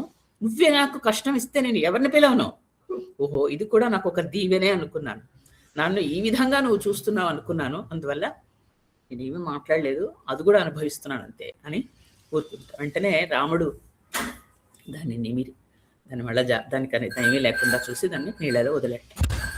దానికి మనకు ఒక లెసన్ కాదండి, ఒక నీతి కాదా? ఒక చిన్న కప్ప మనకి, రాముడు మనకి కష్టం ఇచ్చినా సుఖం ఇచ్చినా ఏదైనా అదొక మనకి ఇచ్చాడు. ఆయన దీవెన భరించాలి, కానీ ఎందుకు ఇచ్చావు అంటూ ఆయనతో పోట్లాటేసుకోవడం కాదు. అంత చిన్న జ్ఞానం లేని కప్ప అంత మరి ఎంత బరువైన అలా ధనుస్సు పడితే ఏం చేసింది? ఏం లేదులే రామ, పర్లేదు నేను భరిస్తానులే, ఎందుకంటే నువ్వు ఎందుకో ఇచ్చావు నాకు ఇది, ఎందుకో మరి ఇలాంటిది నాకు ఇచ్చావు, పర్వాలేదులే అంటూ భరిస్తాను. అది చూసి రాముడు కరిగిపోయాడు. ఇదనమాట మనం నేర్చుకోవాల్సింది. ఏంటంటే చిన్న చిన్న వాటికి మనకి ఇస్తాడు. కష్టాలు ఉంటాయి మనకి, లేకుండా అందరికీ 360 రోజులు సుఖంగా ఉంటామండి, ఏవో ఉంటాయి. ఇది కూడా ఇంకో విధంగా మనల్ని దగ్గరికి తీసుకుంటాడేమో. కప్ప అనుభవించింది, కష్టం అనుభవిస్తుంది, కానీ రాముడి దగ్గరగా ఉన్నానుగా, ఆయన ధనుస్సేగా నా మీద పడింది, పర్వాలే, రాముడికి ఇంత దగ్గరగా ఉన్నానుగా అనుకుని సంతోషించుకోవాలి. అలాగా మనం ఒక దుఃఖంలో కష్టం వెతుక్కోవాలి. ఇది మనం నేర్చుకునే నీతి. కానీ ఇందులో మనం తెలుసుకోవాల్సింది ఏంటంటే, రాముడు ఆ ప్రేమ, ఆయనకున్న ప్రేమ. అదే చెప్తాను, ఒక మనిషిని ప్రేమించడం గొప్పేం కాదు. మన మనుషులు, మన జాతి వాళ్ళని ప్రేమిస్తాం. ఎంతమంది జంతువులు ప్రేమిస్తారు? మన ఇంట్లో పెరిగే కుక్క కాదండి, రోడ్డు మీద ఆకు మీద పాకే చీమని కూడా మనం ప్రేమించగలిగి ఉంటాం. అది మన రాముడి దగ్గర నుంచి నేర్చుకోవాలి. ఇక్కడ అడవిలో తిరుగుతున్న రాముల్లో ఆ గుణాలు మనకు కనిపిస్తాయి. చెప్పాను కదా, ఇక్కడ తాను మానవుణ్ణి అని మనకు అనుక్షణం చూపిస్తూనే ఉంటాడు. తను ఏదో గొప్పవాడు, నేను దేవుణ్ణి అని అనుకోడు. అలా దేవుణ్ణి అని రాముడు అనుకున్న రోజు ఆయన రావణాసురుడిని చంపలేడు. ఎందుకంటే ఒక మానవుడు మాత్రమే రావణాసురుడిని చంపబడు కదా. ఆయన ఒక మానవుడిగానే బతకాలి. ఆయన మానవుడు కాదు, ఆయన భగవంతుడు అనే విషయం సుమిత్రకు తెలుసు, వశిష్ఠుడికి తెలుసు, తర్వాత చాలా మందికి తెలుసు. కానీ రాముడికి తెలియదు, తెలియకూడదు. తెలిస్తే ఇహ రావణాసురుడిని చంపలేడు. ఆయనలో ఉన్న మహత్వంతా బయటకు వస్తుంది. కాబట్టి మానవుడుగానే బతుకుతాడు, మనలాగే తిరుగుతాడు, మనలాగే ఏడుస్తాడు, మనలాగే నవ్వుతూ ఉంటాడు. ఇదేమిటి రాముడు ఇలా బిహేవ్ చేస్తున్నాడు, ఏడుస్తున్నాడు ఏమిటి రాముడు అనుకోకూడదు. రాముడు మనుషుయేగా ఇక్కడ. కాబట్టి మనలాగే ఉంటాడు రాముడు. అలాగా ఆయన సీతని లక్ష్మణుడిని తీసుకుని ఆ శరభంగుడు అనే ఆశ్రమానికి తీసుకెళ్తున్నాడు. కనిపిస్తూ ఉంటే నడుచుకున్న అందరుగా వచ్చేస్తున్నాడు. ఎందుకంటే మరి భయం కదా, ఇంకా చీకటి పడిపోతుంది. కొంచెం దూరంలో కనిపించింది ఆశ్రమం. మీకు చెప్పాను, ఆశ్రమం దగ్గరికి వస్తూ ఉంటే ఏం కనిపిస్తాయి? ఉన్నటువంటి కొంచెం పొగలు, ఎప్పుడు యాగాలు హోమాలు చేస్తూ అవి కనిపించాయి. కనిపించిన తర్వాత అక్కడ ఆగారు, ఆగి చూస్తున్నారు. అప్పుడు ఒక విచిత్రం కనిపించింది. ఏంటని తెలుసా అండి? ఒక దివ్యమైన రథం అక్కడికి దిగింది. ఎలాంటిదంటే అసలు మొత్తం బంగారు రథం, దానికి ఆకుపచ్చ గుర్రాలు ఉన్నాయట. ఆకుపచ్చ అంటే గ్రీన్ కలర్వి గుర్రాలు. గ్రీన్ కలర్లో ఉంటాయా? ఉండవు. అలాంటి గుర్రాలతో ఆకాశంలోంచి దిగి అలా దిగి అది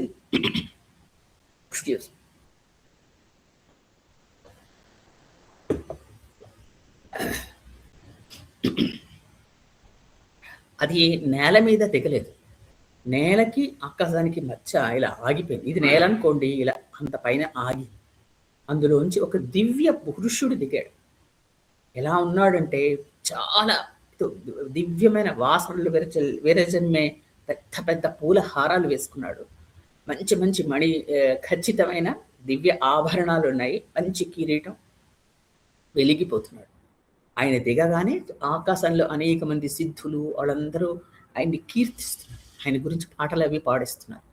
తర్వాత ఆయన చుట్టూత, ఆయన రథం చుట్టూత 100 మంది యువకులు నిలబడున్నారు. వాళ్ళు ఎలా ఉన్నారట, బలిష్టంగా ఉండి చాలా చక్కగా ఉండి ఒంటి నిండా ఆభరణాలు పెట్టుకొని కత్తులు పట్టుకొని నిలబడి ఆయన గురించి జాగ్రత్తగా ఆయన కాపలా కాస్తున్నారు.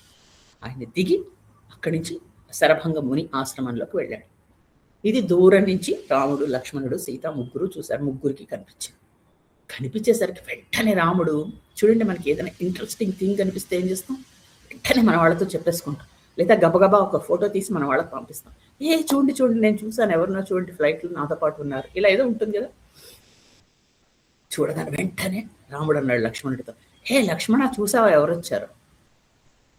లక్ష్మణుడు చూస్తున్నాడు. చూస్తే అప్పుడు చెప్పాడు, మనం చదువుకున్నాం కదా చిన్నప్పుడు, ఒక ఆకుపచ్చటి గుర్రాలు కట్టుకుని తిరిగే దివ్య పురుషుడు ఎవరనుకుంటున్నావు? ఇంద్రుడు. ఇంద్రుడు దిగొచ్చాడు చూసావా, ఆయన ఇంద్రుడు. ఇంద్రుడు ఎవరు రాముడికి తెలీదు. అంటే ఆయన ఒక నరుడుగా ఉన్నాడు కాబట్టి అన్నిటికీ ఆయనకి ఆశ్చర్యపడుతున్నాడు.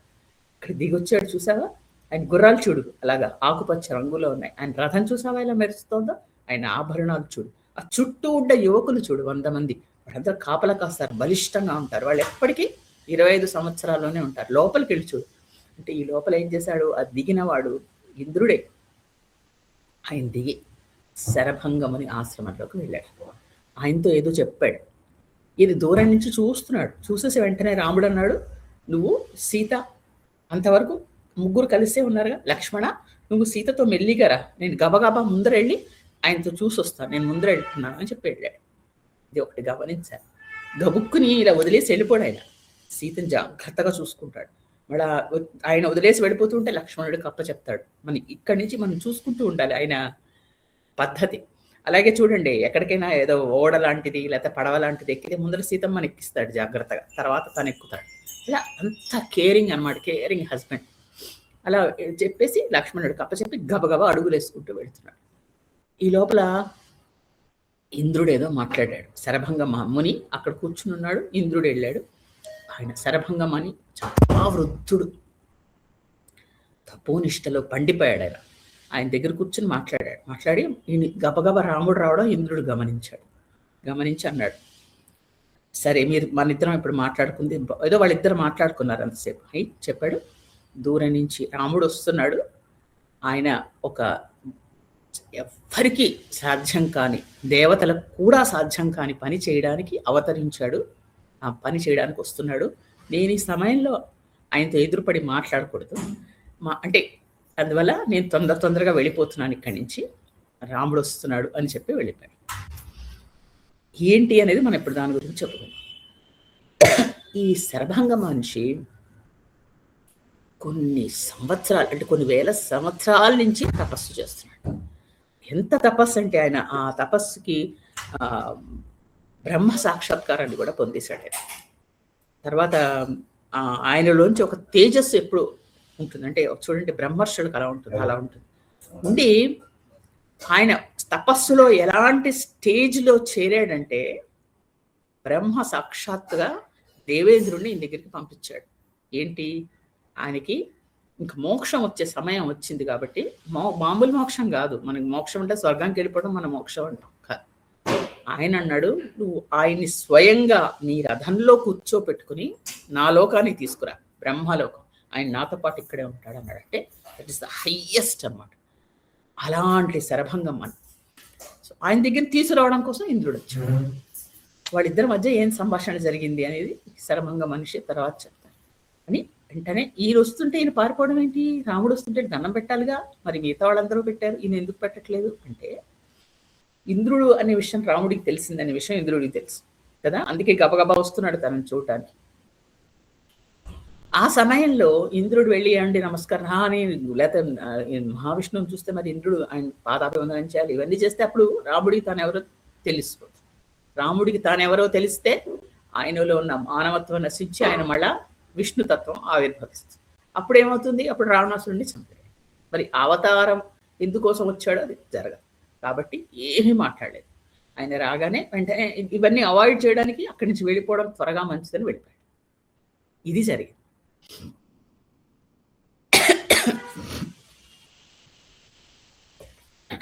ఇక్కడ ఇది మనం ఆ రథాన్ని ఆశ్చర్యంగా చూస్తున్నాడు రాముడు లక్ష్మణుడు. వాళ్ళకి ఏంటంటే వాళ్ళకి కొంత చదువుకున్నారు వాటి గురించి. వశిష్ఠుడు చెప్పాడు. ఇది ఎందుకు ఆకుపచ్చ గుర్రాలు ఏమిటి అది విచిత్రం అంటే, ఆకుపచ్చ గుర్రాలకి సంకేతం ఏంటంటే ఒక పవర్, తర్వాత ఒక స్పీడ్, వేగం అంటాం కదా, తర్వాత బలం, స్ట్రెంగ్త్, ఇవన్నీ తెలియజేస్తాయి. అంటే తెల్లవి తెలియజేవా అంటే తెల్లటి వాటికంటే ఈ గ్రీన్ కలర్వి ఎక్కువ తెలియజేస్తాయి. ఒక శక్తి, ఒక సామర్థ్యం. అలా ఈయనకి ఇంద్రుడికి అనేక వాహనాలు ఉన్నాయండి. ఒక ఐరావతం అయిన ఏనుగు ఉంది. ఒక్కొక్కసారి ఏనుగు మీద వస్తాడు, ఒక్కొక్కసారి ఈ గుర్రాల మీద వస్తాడు. లేదా ఆయనకి ఇంకొకటి ఉచ్చైశ్రవము. ఉచ్చైశ్రవం అని దానికి 7 తలలు ఉంటాయి. ఒకే గుర్రానికి 7 తలలు ఉంటాయి. అది పాల సముద్రంలో లక్ష్మీదేవితో పాటు పుట్టింది. మనం మొదటి చాప్టర్ బాలకాండలో చదువుకున్నాం. బాలకాండలో చదువుకున్నాం. ఇంటి మంథర పర్వతాన్ని దేవతలు దానవులు చిలుకుతూ ఉన్నప్పుడు అందులోంచి అనేకం పుట్టాయి. అప్పుడు ఐరావతంతో పాటు ఈ ఉచ్చైశ్రవం పుట్టింది. అది ఇప్పుడు ఆయన దగ్గరే ఉంది. ఇది వరకు రాక్షసులు వాళ్ళు తీసుకున్న తర్వాత ఆయన ఇంద్రుడి దగ్గరికి వచ్చేసి ఆయన దగ్గరే ఒక్కొక్కసారి అది ఎక్కువ వస్తాడు. ఇక్కడ ఈ ఆకుపచ్చ గుర్రంలో, ఎందుకంటే ఈయన్ని కూడా ఎక్కించుకెళ్ళాలిగా, మరి ఈ ఋషిని ఎక్కించుకెళ్ళాలి, అందువల్ల ఆ విధంగా వచ్చాడు. వచ్చి ఎక్కడికి తీసుకెళ్తున్నాడు? బ్రహ్మలోకానికి. ఈ బ్రహ్మలోకం ఎక్కడ ఉంటుంది? మనకి భగవంతుడు 14 లోకాలు చేశాడు అంటారు. అంటే మన భూలోకంతో పాటు 14, భూలోకం పైన 7 లోకాలు, భూలోకం కింద మళ్ళా 7 అలా ఉంటాయి.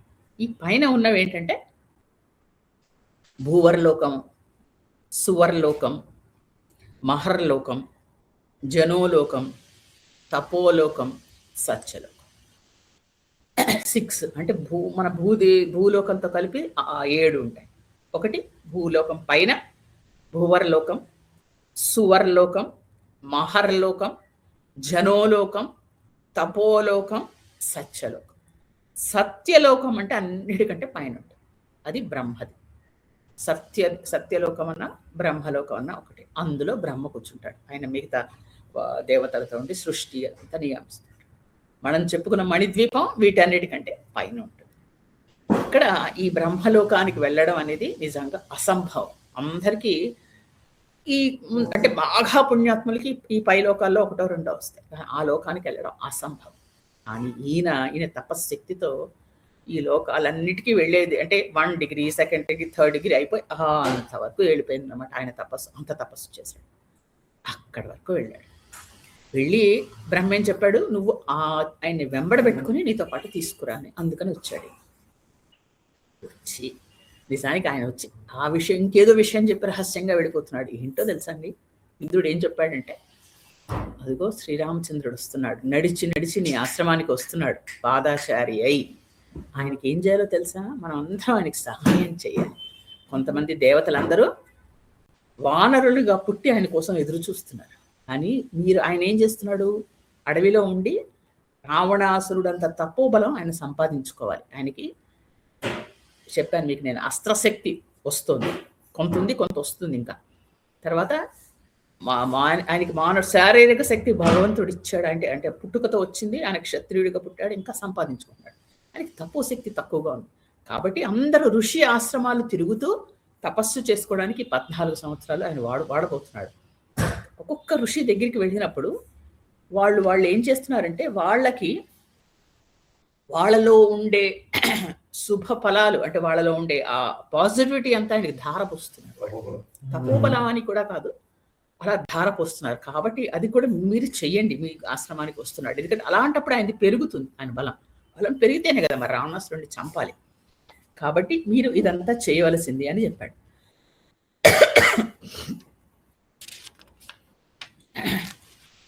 అందుకని వస్తున్నాడు అని చెప్పడానికి వచ్చాడు. చెప్పి రహస్యంగా చెప్పి నువ్వు వస్తావా అని అడిగాడు. ఏంటి నేను తీసుకెళ్ళిపోవడానికి వచ్చాను అంటే, ఇప్పుడు ఆయన అన్నాడు, శరభంగమ్మ మహర్షి, రాముడంతటి వాడు నా ఆశ్రమానికి వస్తున్నాడని నేను యోగ దృష్టితో ఎప్పుడో చూశాను. నాకు తెలుసు ఈ క్షణం వస్తుందని. నాకు ఒక్క అవకాశం ఇవ్వు, కొంతసేపట్లో నా అంతటి నేనే నా యోగ బలంతో బ్రహ్మలోకానికి వస్తాను. నువ్వు రావద్దు, ఇంకా మీరు వెళ్ళిపోండి, నేనే వస్తాను. నాకు నా పక్కన మీరు ఎలా వచ్చే పెద్ద నాకు ప్రోటోకాల్స్ ఇవన్నీ అవసరం లేదు, మీరు వెళ్ళిపోండి, నేను వస్తాను. నాకు అంత యోగ బలం ఉంది, నేను వెళ్ళిపోగలను. ఆయన దర్శనం చేసుకొని నన్ను తరించనివ్వండి అన్నాడు. ఎందుకంటే ఆయన అన్నీ తెలిసినవాడు కాబట్టి. ఈ లోపల రాముడు రానే వచ్చాడు. వచ్చి ఇంద్రుడు వెళ్ళిపోయాడు. వచ్చి శరభంగ మహామునికి ప్రదక్షిణ నమస్కారాలు చేశాడు. రాముడు ఎవరైనా కనిపిస్తే అలా వెళ్ళిపోయారు, ఏమండి ఎలా ఉన్నారు, హాయ్ హలో లేకపోతే ఇలా అనడం అలా చేయడు. ఇలా 2 చేతులు జోడించి నమస్కరించి ప్రదక్షిణ నమస్కారాలు చేస్తాడు. చేస్తే అంతకంటే ఈయన కూడా ఆయన్ని చూసి ఇలా చూసి ఇదైపోతున్నాడు. ఆయన ఆనంద బాష్పాలు. వచ్చాడు రాముడు, నా కోసం వచ్చాడు రాముడు, మా ఇంటికి వచ్చాడు, నా ఆశ్రమానికి వచ్చాడు. ఏమంటే మనం వెళ్ళి చూడడం వేరు, మన కోసం దేవుడు రావడం వేరు, ఎంత తేడా ఉంది కదా. నా జన్మ తరించిపోయింది ఇక్కడితో, నా తపస్సు పండింది అంటూ ఆయన అందులో అంత వృద్ధుడేమో వణికిపోతున్నాడు. రాముడిని కూర్చోబెట్టాడు, అతిథి సత్కారాలు చేస్తున్నాడు. తన చేతనైనంత ఆ దబ్బుక్కును పక్కవాడని పిలిచి ఆయనకి ఏం కావాలో ఆయనకి, సీతమ్మకి, లక్ష్మణుడికి అన్నీ చేశాడు. లోపల రాముడు అడిగాడు, వచ్చింది ఇంద్రుడు కదా, నేను గమనించాను, వచ్చి వెళ్ళిపోయాడు కదా అని అడిగాడు. అంటే అప్పుడు చెప్పాడు శరభంగ మహాముని, అవును నేను చాలా తపస్సు చేశాను, బ్రహ్మే నన్ను స్వయంగా ఆయన లోకానికి ఆహ్వానించాడు, దాన్ని నన్ను తీసుకెళ్ళడానికి ఇంద్రుడు వచ్చాడు. కానీ నాకు ఇప్పుడు ఆయనతో పాటు వెళ్ళడం ఇష్టం లేదు, నువ్వు వస్తావని నాకు యోగ దృష్టితో ఎప్పటి నుంచో తెలుసు, నీకోసం ఎదురు చూస్తున్నాను రామా, నువ్వు వచ్చావు, నాకు జన్మ తరించింది అన్నాడు. రాముడేం మాట్లాడలేదు. అప్పుడు ఇంకా నేను బయలుదేరుతాను అన్నాడు రాముడు. అంటే నాకు ఎక్కడ ఉండాలో మీరు స్థలం చూపించండి, నేను ఇక్కడ పర్ణశాల కట్టుకోవాలి అంటే అప్పుడు ఆయన అన్నాడు, నేను ఇన్ని లోకాలకి వెళ్ళడానికి సరిపడా తపశ్శక్తి నేను సంపాదించుకున్నాను రామా, నువ్వు వచ్చావు, నీకు నేను అదంతా నేను ధారపోస్తాను తీసుకోండి. రాముడికి నిజానికి ఏమండి, మనం ఒక నిమిషం ఇక్కడ ఆపి మాట్లాడుకుందాం. రాముడేగా యజ్ఞపురుషుడు, మహావిష్ణువేగా, అసలు మనకు సంకల్పం కల్పించేది ఆయనేగా, లోపల నుంచి మనతో చేయించేది ఆయనేగా, ఆయనకి ఇంత ధారపోవడం ఏంటి పుణ్యం కదా. అది మనకి విచిత్రంగా ఉంటుంది. మనం ఏదో పూజ చేస్తాం, పూజ చేసి వెంటనే అక్షింతలు నీళ్లు పోసుకొని ఈ సర్వం శ్రీకృష్ణుడికో శ్రీరాముడికో మొత్తం ధార పోస్తాం. ఆయనకి ధార పోసేవారు మనం ఏదో గొప్పగా మురిసిపోతాం. మనం ధారపోయడం ఏంటండి, ఆయనకి పుణ్యం మనం ధారపోయడం ఏంటి కదా. అది మన అంతటా అహంకారం తగ్గించుకోవడానికి మనం అలాంటి పని చేస్తాం. కానీ నిజానికి ఈ పుణ్యం ఆయనకి ఎందుకు, కానీ మనం చేయించేవాడే ఆయన కదా. ఇక్కడ ఇలా చేసేసరికి ఈయన వెంటనే రాముడు అన్నాడు, అహమే హర్ష్యామి అంటాడు. ఇక్కడ ఇదే మాట 2-3 సార్లు ఈయన చెప్తూ ఉంటాడు.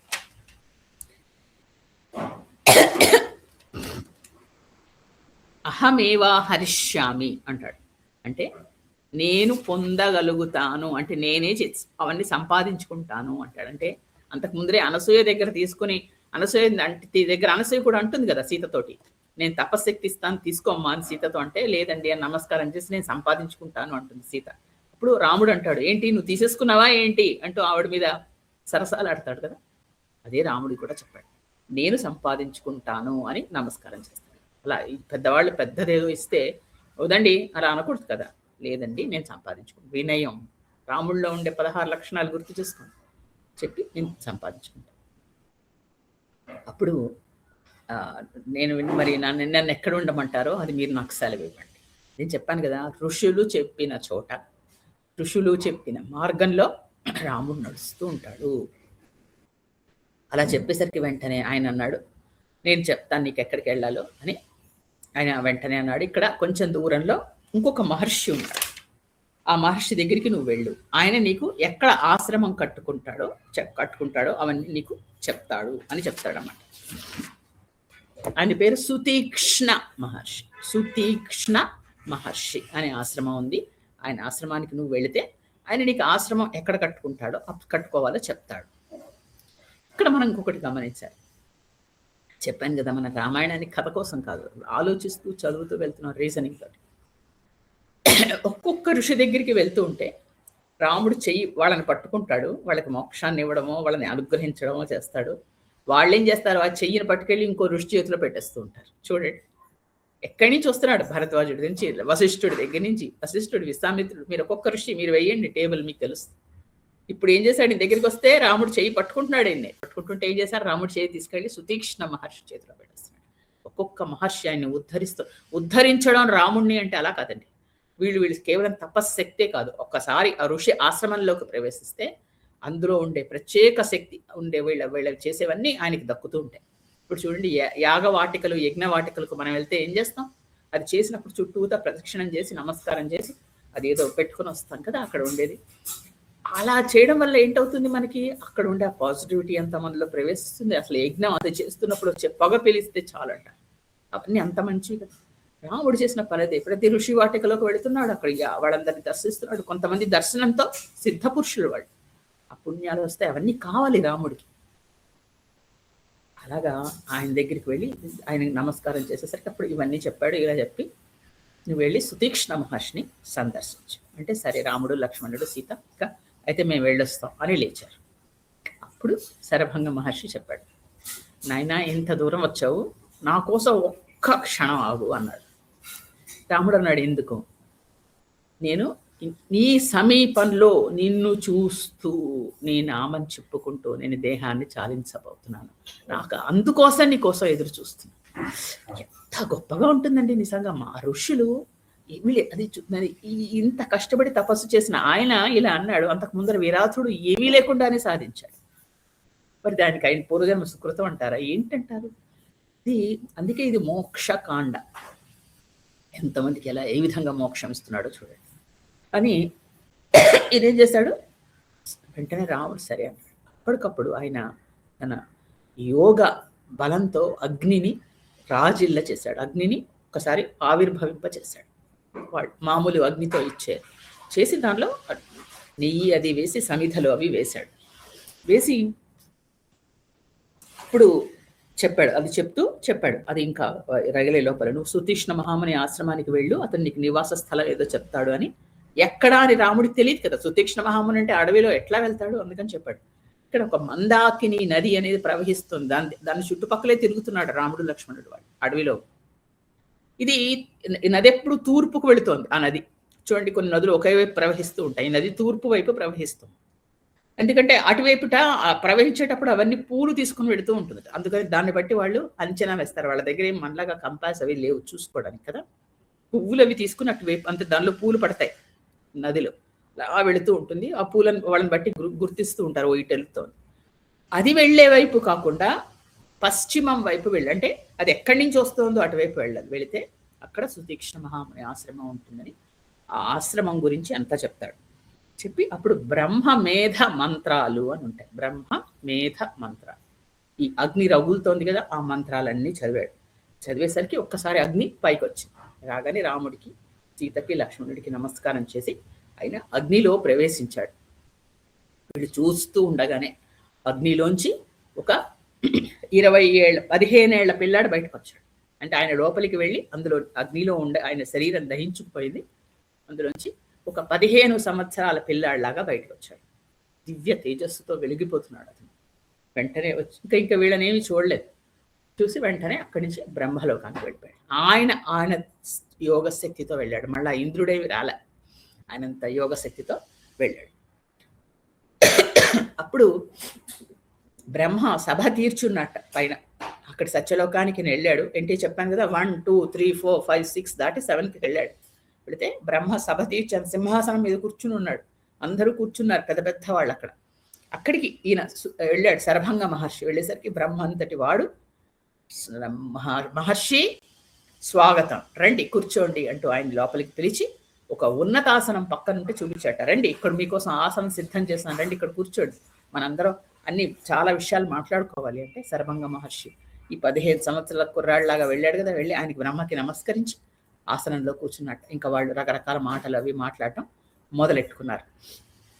ఇదంతా చూడండి ఎంత చక్కగా, అంటే ఆయనకి ఎలాంటి మోక్షం వచ్చింది, ఎవరి సమీపంలో వచ్చింది, ఇది మనం గ్రహించాలి ముందర. ఎందుకంటే దానికోసం ఆయన ఎన్నో సంవత్సరాల నుంచి నిరీక్షిస్తున్నాడు అని చెప్తున్నారు అన్నమాట. ఇప్పుడు ఏం చేస్తాడు, ఇక్కడికి వచ్చి అడవికి ఈ ఆశ్రమానికి వచ్చి వాళ్ళ తేజస్సు కూడా ఈయన గ్రహిస్తూ ఉన్నాడు. రామ సన్నిధిలో మోక్షం అనేది ఎంతమందికి లభిస్తుందో మనం లిస్ట్ రాద్దాం ఇక్కడి నుంచి కదా. ఎంతమందికి రామ సన్నిధిలో మోక్షం. ఇక్కడ ముఖ్యంగా మనం ఈ అరణ్య కాండ తీసుకుంటే, ఇప్పుడు ఈయన అంటే రాక్షసులు కాకుండా ఒక జరిగింది శరభంగుడికి. తర్వాత మనకి అతిష్టమైన జటాయువుకు జరుగుతుంది. తర్వాత ఈ అరణ్యకాండ చివరిలో శబరి ఆవిడికి కూడా ఇలాంటిదే.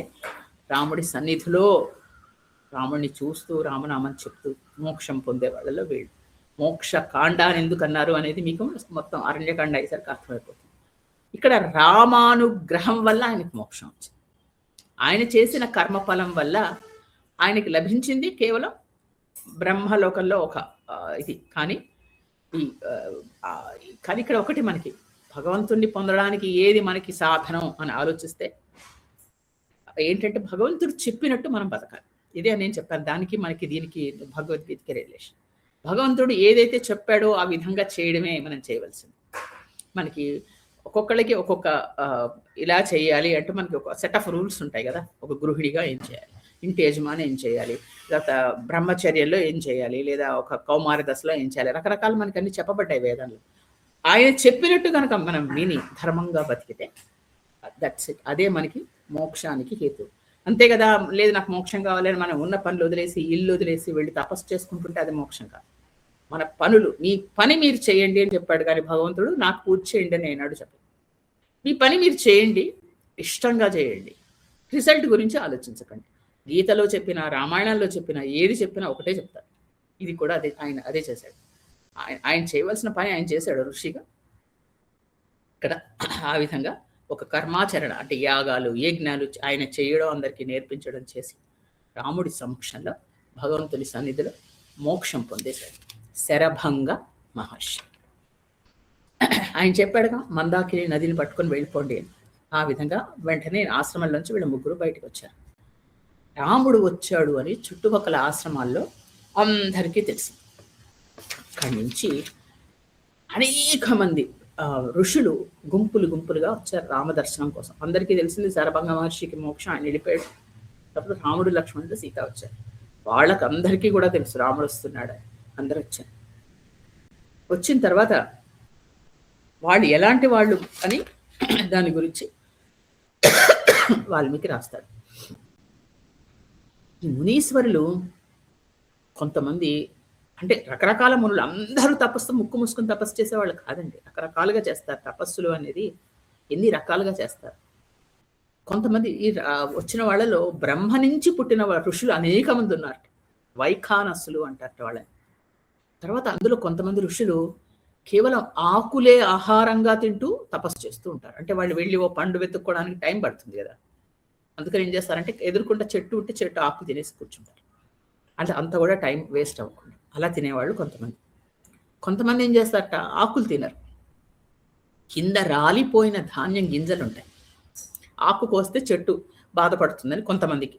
వాళ్ళు ఏం చేస్తారు, అక్కడక్కడ రాలిపోయిన ధాన్యం ఉంటుంది అనుకోండి, వడ్లు అవి రాలిపోయాయి అనుకోండి, అవి తీసుకెళ్ళి వాటిని కొట్టి రాళ్లతో అందులోంచి అవి తీసి దాన్ని ఉడకబెట్టుకొని తింటారు. అలా కొంతమంది చేస్తారు.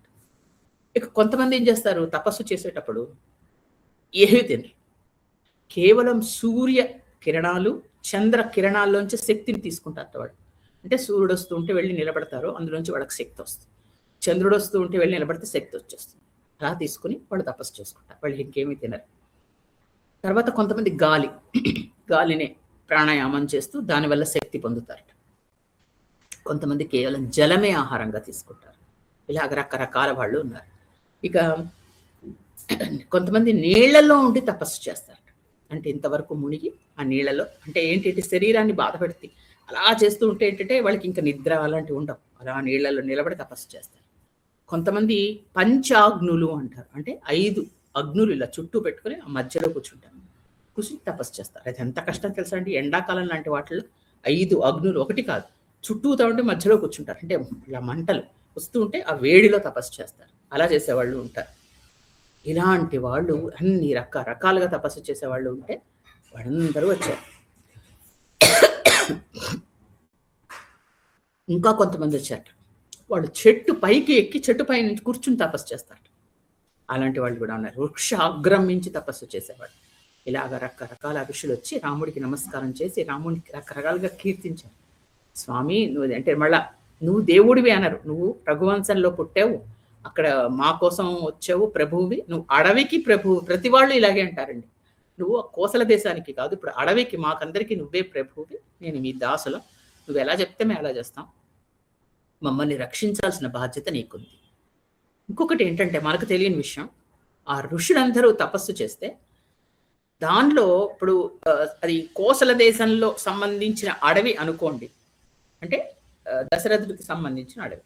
అక్కడ ఋషి కూర్చుని తపస్సు చేసుకుంటుంటే ఆయనకి తపస్సుకి తపస్సు ఫలితం వస్తుంది కదా.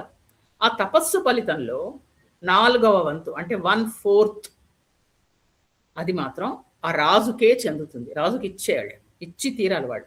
అంటే అది కూడా వాళ్ళు పూర్తిగా అనుభవించడానికి లేదు. ఆ రాజు ఎవరైతే వాళ్ళని ఏలుతున్నాడో ఆ రాజ్యాన్ని వాళ్ళు ఎక్కడైతే ఉన్నారో అడవైనా సరే, అది కూడా దానికి ఒక రాజ్యం లిమిట్స్ ఉంటాయిగా, అందులో 1/4 గోస్ టు ద కింగ్. అలా అనమాట. అది ఒక రూల్. ఎందుకు అది ఇచ్చినందుకు రాజు వీళ్ళని ఇప్పుడు రక్షిస్తూ ఉండాలి. అది రాజుకి వీళ్ళకి ఉన్న ఇది. అందువల్ల కొంతమంది ఎవరైతే ఈ ఋషులను ఎంకరేజ్ చేస్తారో, మీరు తపస్సులు చేయండి అంటూ ఎక్కువ మంది, ఇప్పుడు దశరథుడు లాంటి వాళ్ళు ఏం చేశాడు, ఎక్కడ ఎక్కువ మంది ఋషులు ఉండాలి, వాడు తపస్సులు చేయాలంటే వాడి ఫలితం అంతా ఆయనకు వస్తుంది. ఆయన ఇంకా వృద్ధి చెందుతూ ఉంటాడు. ఋషులందరినీ రక్షిస్తాడు. ఎక్కడ క్రూరముగాలు వచ్చాయా వెళ్ళి వాటిని జాగ్రత్తగా చూడడం, చుట్టుపక్కల వాళ్ళకి ఇబ్బందులు లేకుండా వెళ్ళి అడుగుతారు, మీకేం ఇబ్బందులు లేవు కదా, బాగున్నారా అని. భరతుడు కూడా అడిగాడుగా వాళ్ళందరినీ, అలా చేస్తూ ఉంటారు అని అవన్నీ చెప్పారు వీళ్ళు ఋషులు. మేము ఇలా మీకు ఇస్తున్నాం కదా 4వ వంతు, కాబట్టి మమ్మల్ని అందరినీ రక్షించే బాధ్యత నీదే. ఇక్కడ మాకేమవుతుందో తెలుసా, ఈ దండకారణ్యం అనే అడవిలో అనేక మంది భయంకరమైన రాక్షస మూక ఒకటి తయారైంది. వాళ్ళకి ఏంటంటే ఎవరైనా పూజ చేసుకుంటున్నారు, ఇలా కూర్చుని ఋషులు ఉన్నారు అంటే రావడం, వాళ్ళని హింస పెట్టడం వాళ్ళకు వృత్తి కింద పెట్టుకున్నారు. మమ్మల్ని మేము కూర్చుని హోమం చేసుకుంటుంటే నీళ్లు పోస్తారు, లేదా అందులో రక్తం పోస్తున్నారు, లేదా ఎముకలు వేస్తున్నారు. ఇలాంటివన్నీ మరి అది నాశనం అయిపోయినట్టే. ఇలాంటి పనులన్నీ చేస్తున్నారు. మమ్మల్ని శారీరకంగా హింసిస్తున్నారు. పూజ చేయకుండా మమ్మల్ని చేతులు కాళ్ళు కట్టేస్తున్నారు.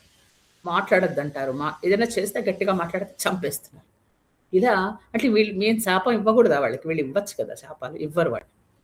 ఒక రక్షకుడు మాకున్నాడు, వస్తాడు, ఒక రాజు రక్షించాలి. లేకపోతే వీళ్ళ తపస్సు అలా వృధా చెయ్యరు వాళ్ళు.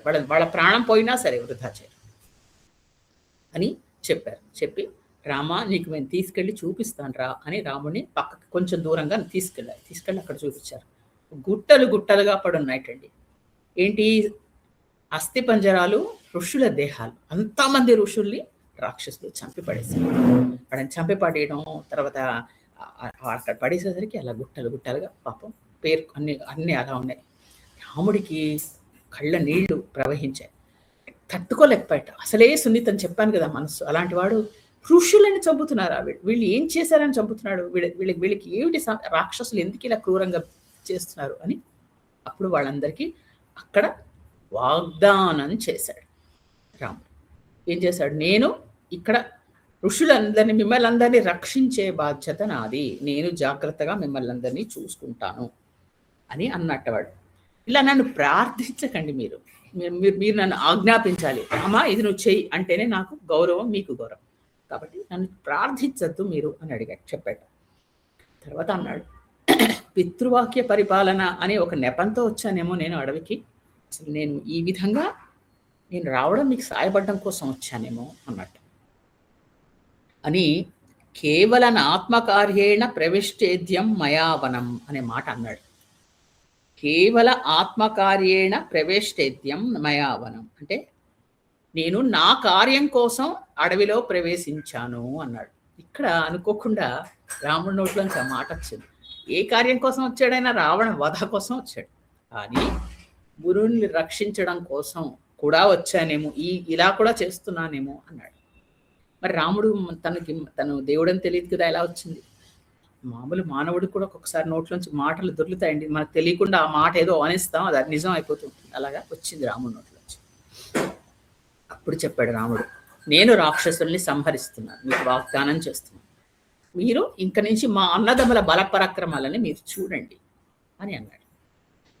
అని అక్కడి నుంచి వాళ్ళు సుతీక్ష్ణ మహాముని ఆశ్రమానికి బయలుదేరారు.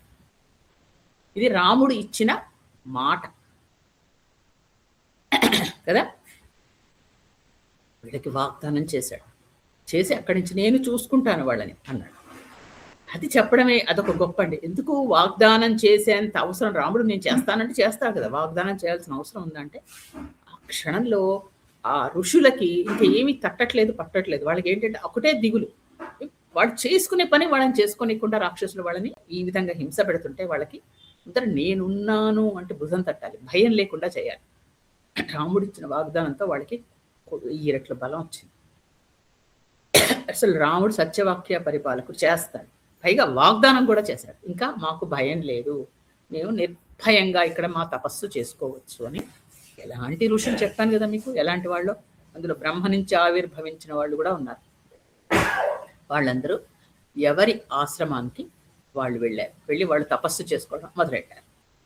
చేసుకుంటే అప్పుడు ఇక రాముడు, లక్ష్మణుడు, సీత అక్కడి నుంచి బయలుదేరి సుతీక్ష్ణ మహాముని ఆశ్రమానికి బయలుదేరారు. ఇక్కడ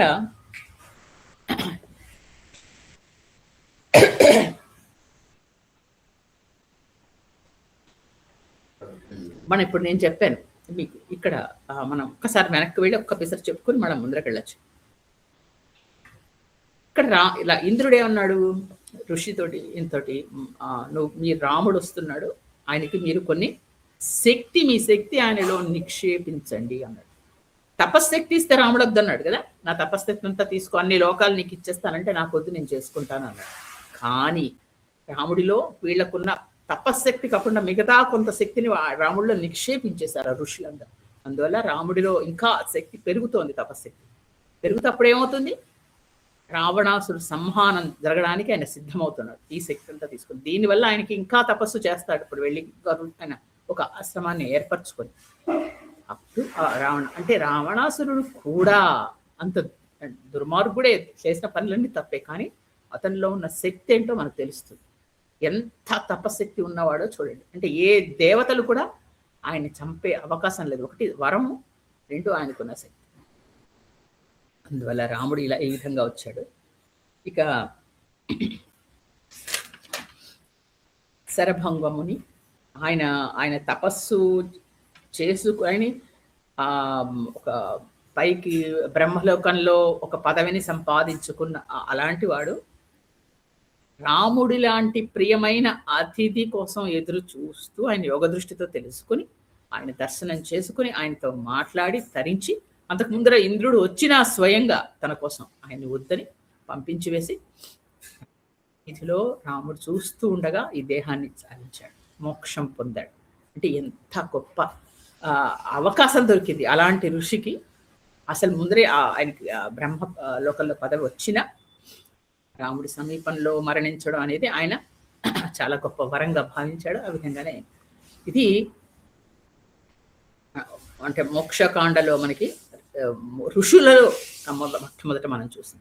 తర్వాత ఏం చేశారు, ఆయన దగ్గరికి వచ్చిన రాముడిని ఋషి వాటికలో వీళ్ళ శక్తిని కొంత నిక్షేపించి వాళ్ళు ఏం చేశారు, ఇంకొక ఋషి ఆశ్రమానికి అని చెప్పాను కదా, ఒక ఋషి చేయి పట్టుకొని ఇంకొక ఋషి చేతిలో పెడుతున్నాడు. అంటే ఋషుల ద్వారా ఋషులు చూపించిన మార్గంలో అలా వెళుతున్నాడు రాముడు. కాబట్టి రాముడి వెనక రామాయణం కదా, రామాయణం కాబట్టి మనం కూడా రాముడి వెనక నడుస్తూ ప్రయాణం చేస్తూ తర్వాత సుతీక్ష్ణ మహాముని ఆశ్రమానికి మనం కూడా వెళ్దాం.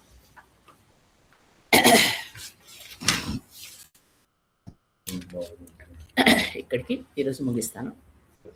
ఎత్ర ఎత్ర రఘునాథ కీర్తనం తత్ర తత్ర కృతమస్తకాంజలిం బాష్పవారి పరిపూర్ణలోచనం మారుతిం నమత అక్షశాంతకం. శ్రీరామ జయ రామ జయ జయ రామ, శ్రీరామ జయ రామ జయ జయ రామ, శ్రీరామ జయ రామ జయ జయ రామ.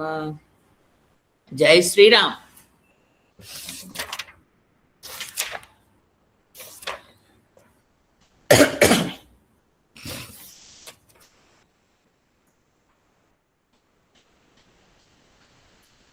ఎవరికైనా ఏమైనా సందేహాలు ఉంటే అడగండి అమ్మా.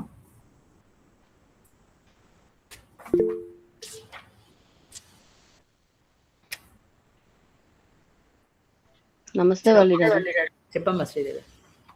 ఇది 16వ శ్లోకం ఉంది కదండి భగవద్గీతలో, అది ఉభయోరపి దృష్టోంతః అది త్వనయోస్తత్వదర్శిభినా లేకపోతే త్వానా అండి? చాలా మందికి ఆ డౌట్ వస్తుంది ఆ శ్లోకంలో. నేను ఇప్పటికి ఇది 3వ విన్నా.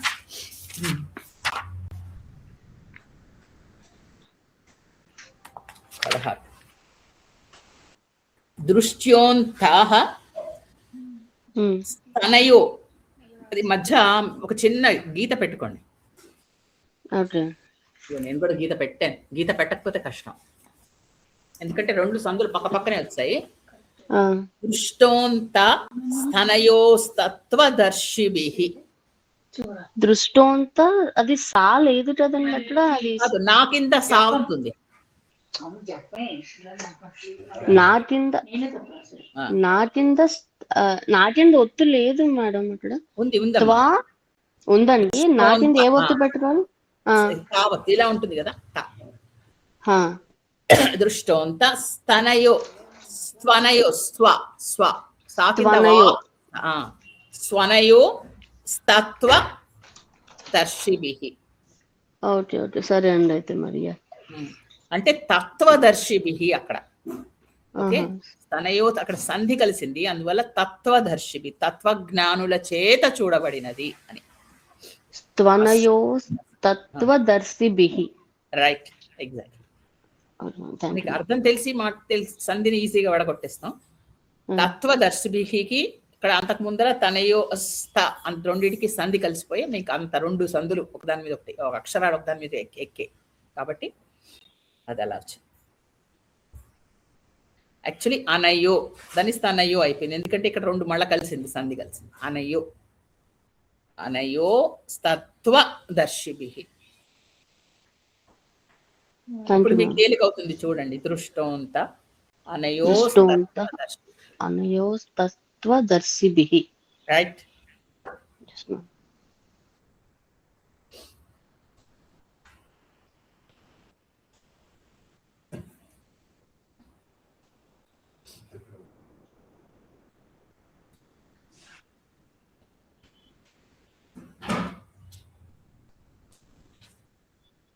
ఈరోజు చెప్పిన వాటిలో అహమేవా హరిష్యామి, నేను పొందగలుగుతాను. ఎవరైనా ఏదైనా ఇస్తే వెంటనే ఆయన అవమేహ హరిష్యామి, నేను పొందగలుగుతాను, నేను సంపాదించుకుంటాను అని మర్యాదగా చెప్తాడు.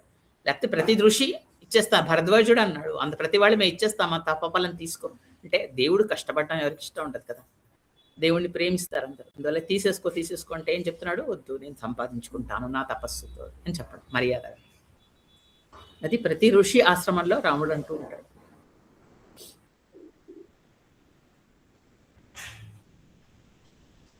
ఈ శరభంగ మహర్షి ఆయన జీవితం, ఆయన ఎలా మలుచుకున్నాడు, ఆయన మోక్షాన్ని, రాముడి కోసం ఎలా ఎదురు చూశాడు, ఇదంతా మీరు ఎంతవరకు గ్రహించింది చక్కగా రాయండి. మళ్ళా రాస్తే ఇంకొకళ్ళు రాయలేని వాడు చక్కగా చదువుకుంటారు. అది రాయగలిగిన వాళ్ళందరూ రాయండి. ఏ భాషలో ఇంగ్లీష్లో రాయగలిగితే ఇంగ్లీష్లో రాయండి, తెలుగులో అయితే తెలుగులో. రాయడం ఏంటంటే ఆయన క్యారెక్టర్ని మీరు అనలైజ్ చేస్తున్నారు, ఆయనలో ఉన్న గొప్ప భావాలు ఏవో తెలుసుకుంటున్నారు.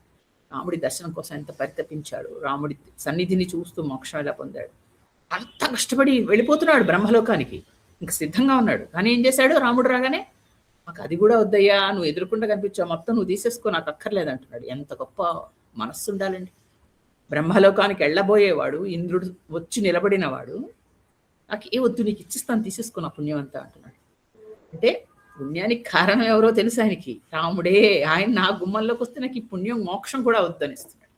అసలు ఎంత గొప్ప అలాంటివి ఆలోచనలు అవి ఎంత గొప్పగా ఉంటాయి చూడండి. ఒక దేవుణ్ణి మనకు కనిపించి మన ఇంటికి వస్తే మనం ఎలా ఉండాలి అనేది ఇలాంటి శరభంగ మహర్షి ఇలాంటి ఋషులను చూసి మనం నేర్చుకోవాలి. అది మీరు రాయండి, మీరు చక్కగా రాస్తే ఏంటవుతుంది అంటే మళ్ళీ మర్చిపోకుండా ఉంటారు.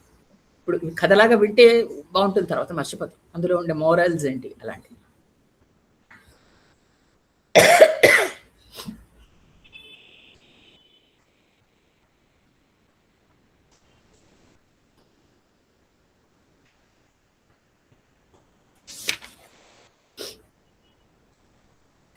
ఎవరైనా చెప్పాలమ్మా?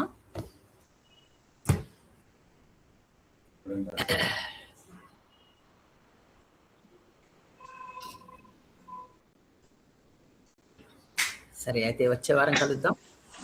చెప్తారా ఎవరైనా?